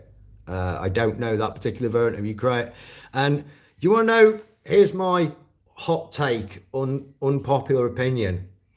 As long as you have a system where you can fit a stable optic to it, right? And such systems are available for any for AKs and AKMs and FN FALs and all of M14s even. All of the older systems, rifles. It doesn't make any fucking difference whatsoever in a large scale in infantry engagement what fucking rifle you have. It doesn't make any difference. They're all deadly as fuck. They're all really, really deadly and really, really not accurate. And the nature of terrain means that you are so rarely in a position where you can actually fucking see anything that's further than 50 or 100 or 200 meters away from you. There's so very often something in the fucking way, like a bush or a hill or a bit of an earth embankment or a building or something like that. So yeah, if the entire Ukrainian army had the SIG MCX spear with the fancy steel cased ammunition and the super duper silencer that doesn't even get hot and full on night vision thermal fucking super zoom optics and a red dot on the top and the side for peeking around corners, I don't think it'd make any fucking difference. Because like literally top in this war, I'd say like maximum 3% in this war has been caused by like bullets, wounded and dead. Like 3%. Literally fucking everything else is some form of explosives, mines, mortars, artillery, drones, you know, rockets, cluster bombs, missiles, cabs. So yeah. What do I hate about Scotland specifically, mate? I don't hate Scotland or the Scottish. My last name is McDonald.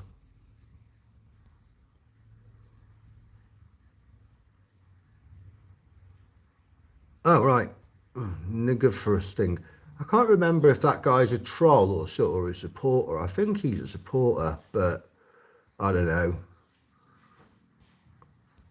We're not talking about fucking Scotland anyway. I've only been there once. It was nice. I was in Glasgow and then Paisley briefly, but just for like the night. Very pretty. No one tried to glass me outside the kebab shop in Paisley, and I was a bit disappointed by that. Basically, I felt that I didn't really get as a Scouser visiting Scotland and going out drinking for the first time. I thought some random street violence would kind of be part of the experience, but it didn't happen. So you know, very disappointed. But it was otherwise a lovely experience being in Scotland.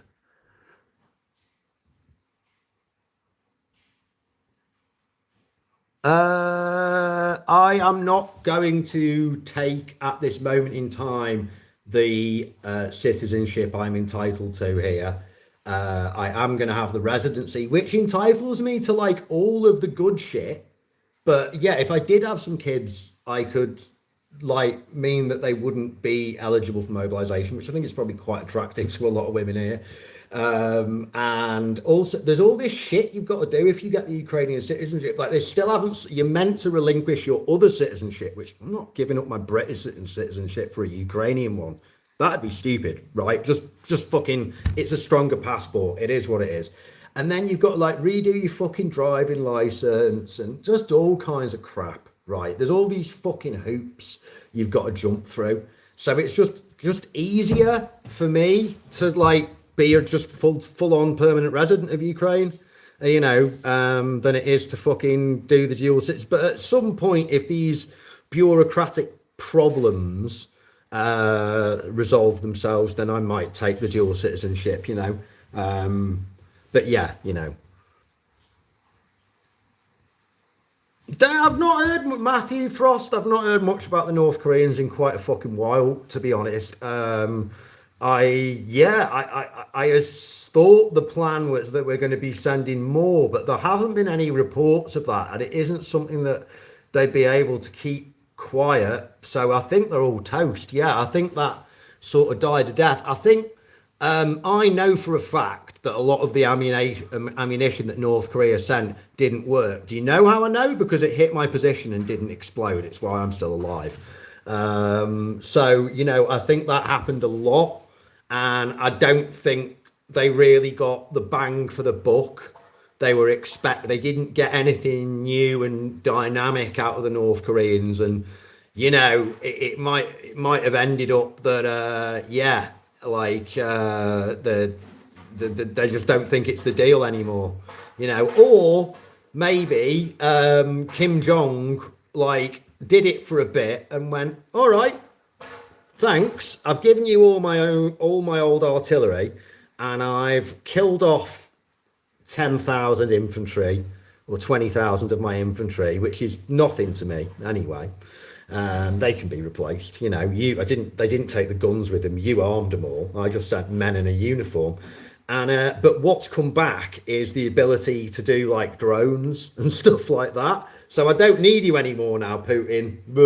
And maybe he's just still sending. I mean, I know there's been more of those Korean 130 artillery guns have been brought over. But that was like a month or two ago. I saw that story. So yeah, North Koreans, no big deal. Just like the next 500,000 Russian mobilized won't be a big deal if they haven't got any fucking, what would be a big deal is if they sent 20,000 men, but they came with like all the equipment, like tanks and armored cars and Toyota Hiluxes and machine guns and mines and mortars and artillery and a massive fucking ready to go drone section. That's when you've got to panic.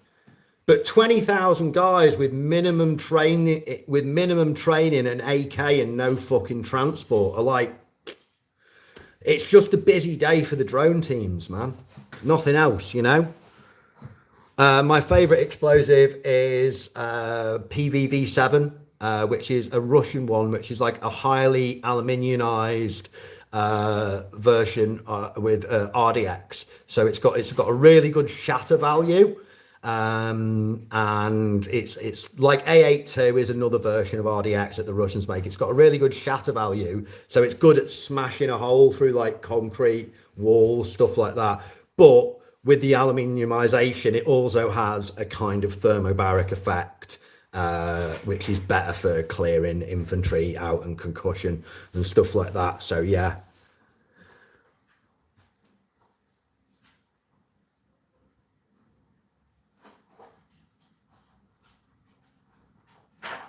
Well, I mean, when you say better at sustaining losses, what I mean, like, I don't actually see any value in what you could call Chinese or North Korean military discipline, which sort of mirrors like 18th century Napoleonic discipline, right? So, like, if you've all been told to stand there at attention and the enemy starts shooting at you and people are dying, you just keep fucking standing there until your commander tells you to not stand there anymore. That's fucking retarded. That is exactly the kind of enemy I'd like to be up against. Do you know what I mean? Somebody's just gonna like walk across a field at a slowish pace in a big line because I'd fucking shoot my sergeant or my officer if he told me to do that. Fucking dickhead. That's not how you win a fucking fight, right? Do you know what I mean? You don't get any, there's literally no prizes or nothing impressive about someone standing there acting like his bravery is a magic shield and bullets aren't going to hit him, because they fucking are. You know what I mean? The bullets and the bombs will get him, you mark my words. So there isn't anything to be gained from that kind of dumb cow-like obedience, like you're more scared of your own officers than you are of the enemy. It's like, fuck that. You know what I mean?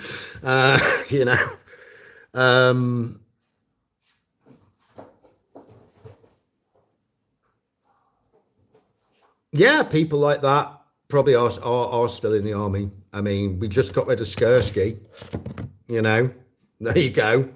And I have a feeling that a lot more people who were around Skursky and battalion and brigade commanders and like that are going to be finding themselves retired soon, That's what's been so important about this. Like, it's the new Ukraine versus the old Ukraine, and we're not going to fix Ukraine and get the corruption out of Ukraine without getting the old people and all the power structure, not just them, but the clan structure around them, out of power.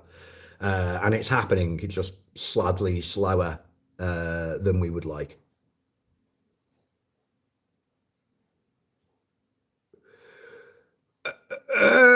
Taiwan.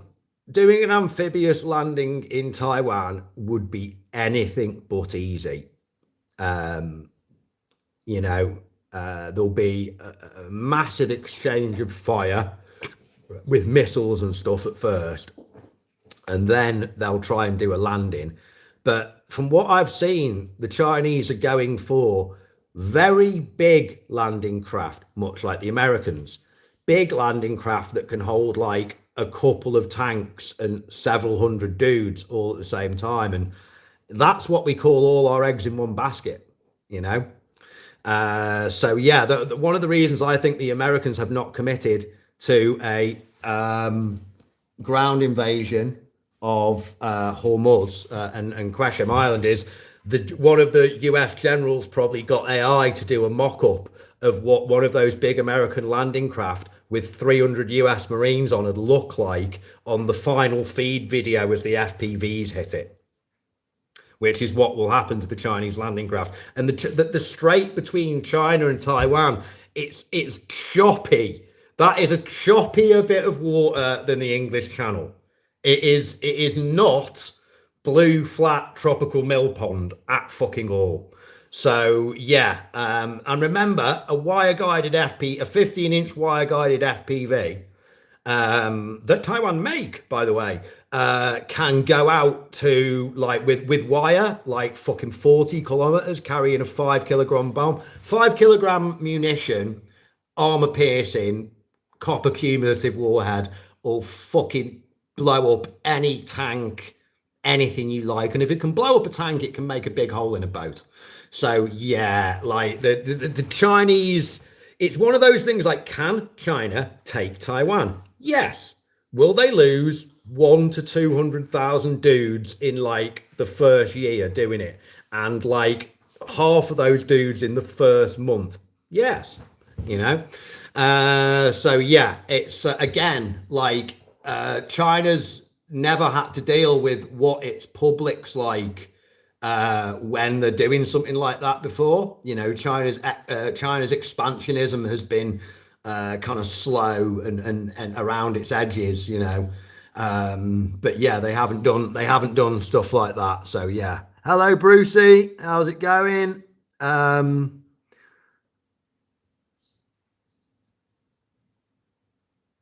I think Trapati's got a lot of support. So I think, but yeah, good luck to him. But I think I think Trapati's got a lot of support, and I think there's a lot of, you know, power isn't eternal, you know, and there's a lot of guys like in their 40s and mid 30s who very much of the opinion that they're the men to be in charge, not all these old granddads, you know. And yeah, you know, 30, 40-year-old men are better at fighting than granddads as well.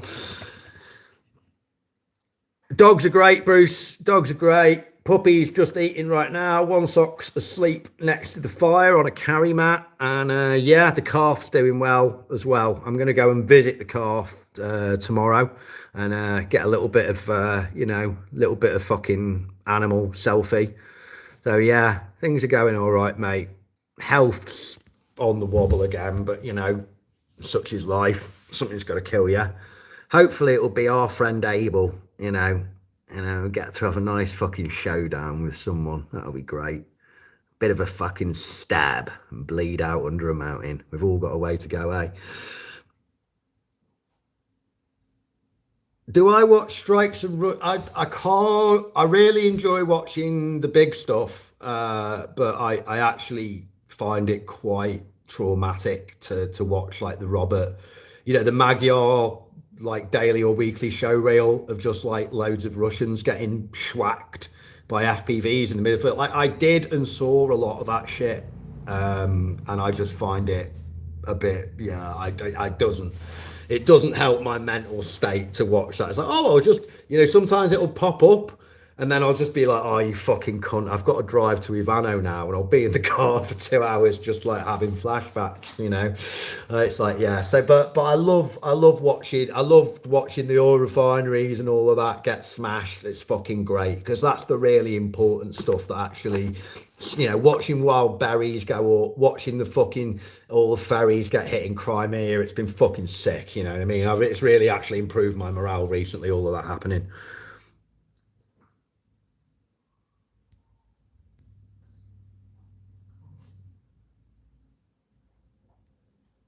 I suppose it is a bit cliche that as someone called McDonald, but do you know? Believe it, I mean, like McDonald is a Scots-Irish name, but though there are Southern Irish McDonalds and McDonalds as well.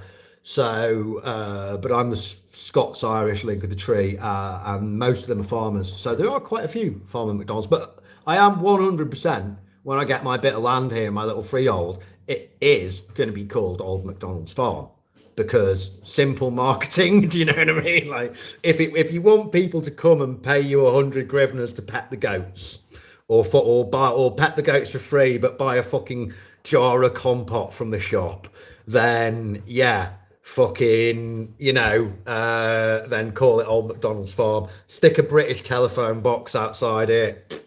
Job done. Simple marketing works. In Ukraine, there is no Big Mac. In Ukraine, there is a Big Tasty. And no, I do not like the Big Tasty. I like the Royale. I like the Royale with, they had a jalapeno Royale recently and I enjoyed that.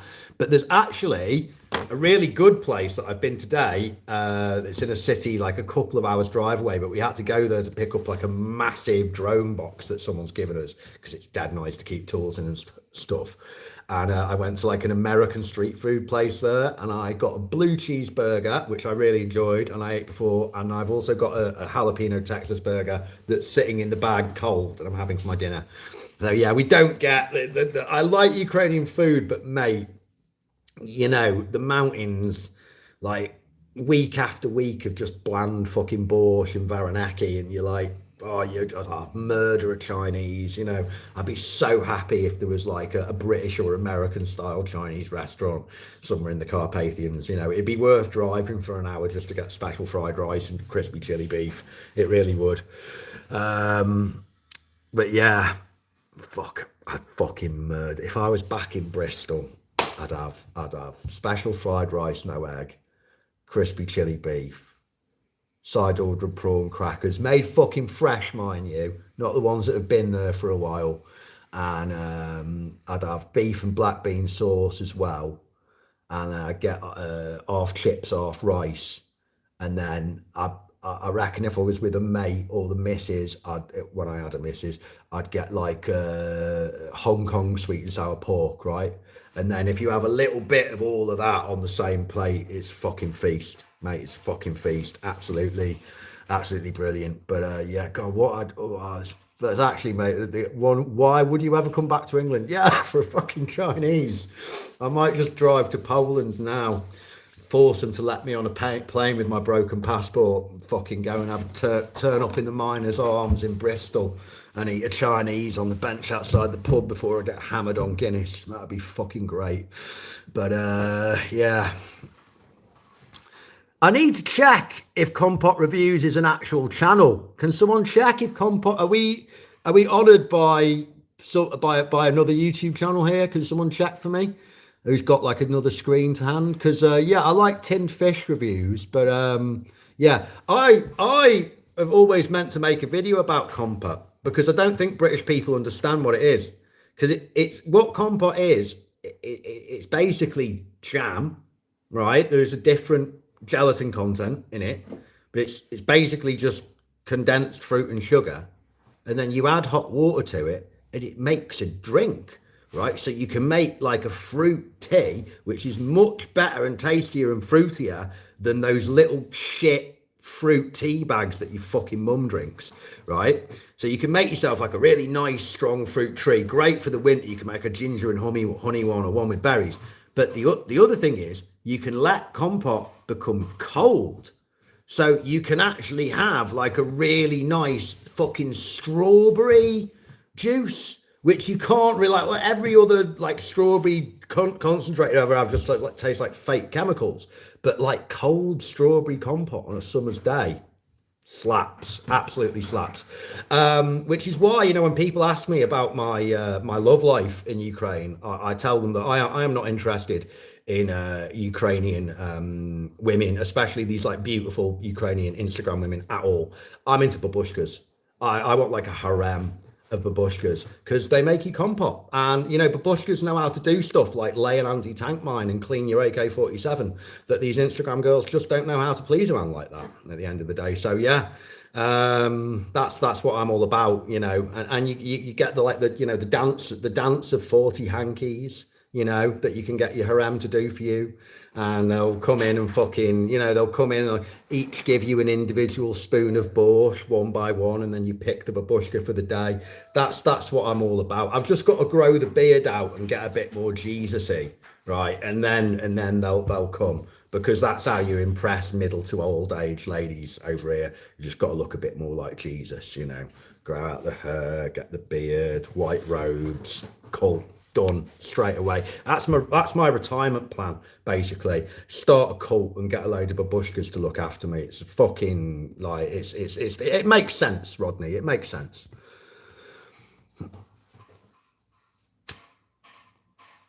Fuck it out. That's the second time I've done that today.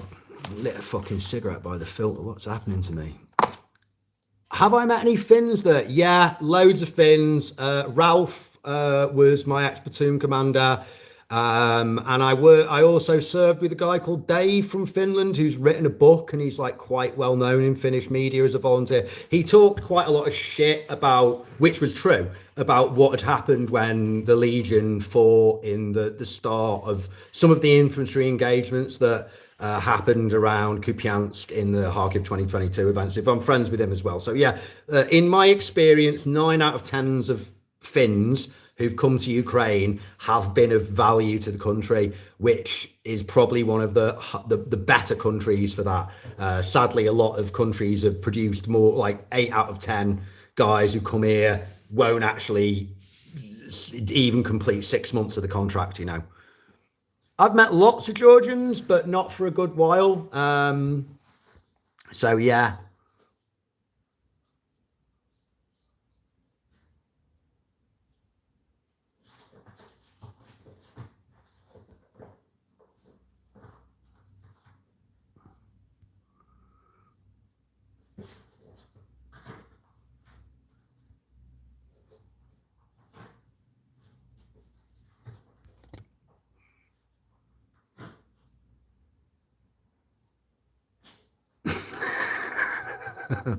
You might have a point there, Paul. Well, one of my original best mate, Pops, was an Aussie. Me and Pops crossed the border together, and I've met quite a few Aussies over here, and apart from one who was a complete wanker, guy went and did an interview in the Telegraph saying he was in the International Legion before he even fucking turned up in the International Legion. You know, he'd just been like hanging around in Lviv teaching civilians CQB. You know what I mean? I mean, there was loads of bullshit, some of it well-meaning, some complete crap that was going on in the early days. But yeah, but most of the Aussies I've met have been sound as fuck. Sadly, we lost List in the Legion last year. He was like an there's a video. If I should share it, but there's a if you type in Bravo 1 as a YouTube channel search, Bravo 1, the best of us, List. If you type that in, you'll get a video about a guy I served with. There's also a video about Austin, who was a Canadian First Nations guy who both of them got killed, who I served with in the Legion. They were both good friends of mine. So yeah, served with people from pretty much you fucking name it. I mean, not many Africans and Middle Eastern people, but still some. And yeah, people from just about everywhere: Filipinos, Koreans, Japanese, Thais, you fucking name it. Like Sri Lankans, yeah, you know. Yeah, well, when I was at this base that was close to the border, Lord Fash, the Georgians, when it had been hit by missiles, the Georgians basically thought we were being attacked, which was kind of reasonable at the time. You know, there might have been some kind of saboteur special forces element there that was there to wipe us out as well. And they like ripped open this like fucking shipping container that was an armory, and there were like me and a few guys, well, this guy I was with tried to stop him, and I was like, just leave him do it. This is a inter-Slavic problem. It's not for Westerners like us to get involved. Look at these horrible hyena bastards. They'll cut our fucking throats if we interfere with this.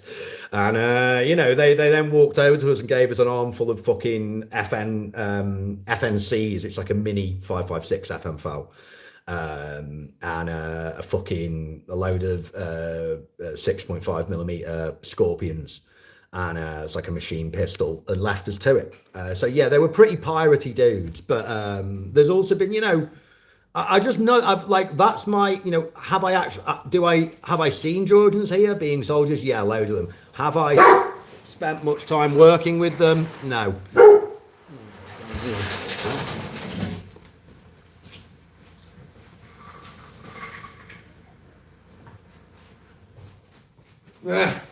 Anyway, I'm gonna have to cut this dead because one of my workers here. I've got some things to do. So anyway, goodbye. That was like 2.5 hours of live stream. So goodbye from me. Thanks for listening. Anyone wants to send a donation, PayPal's on the channel. It's goodbye from me. And as always, to our pro-Russian and Vatnik listeners, Idi na hoj za lupa.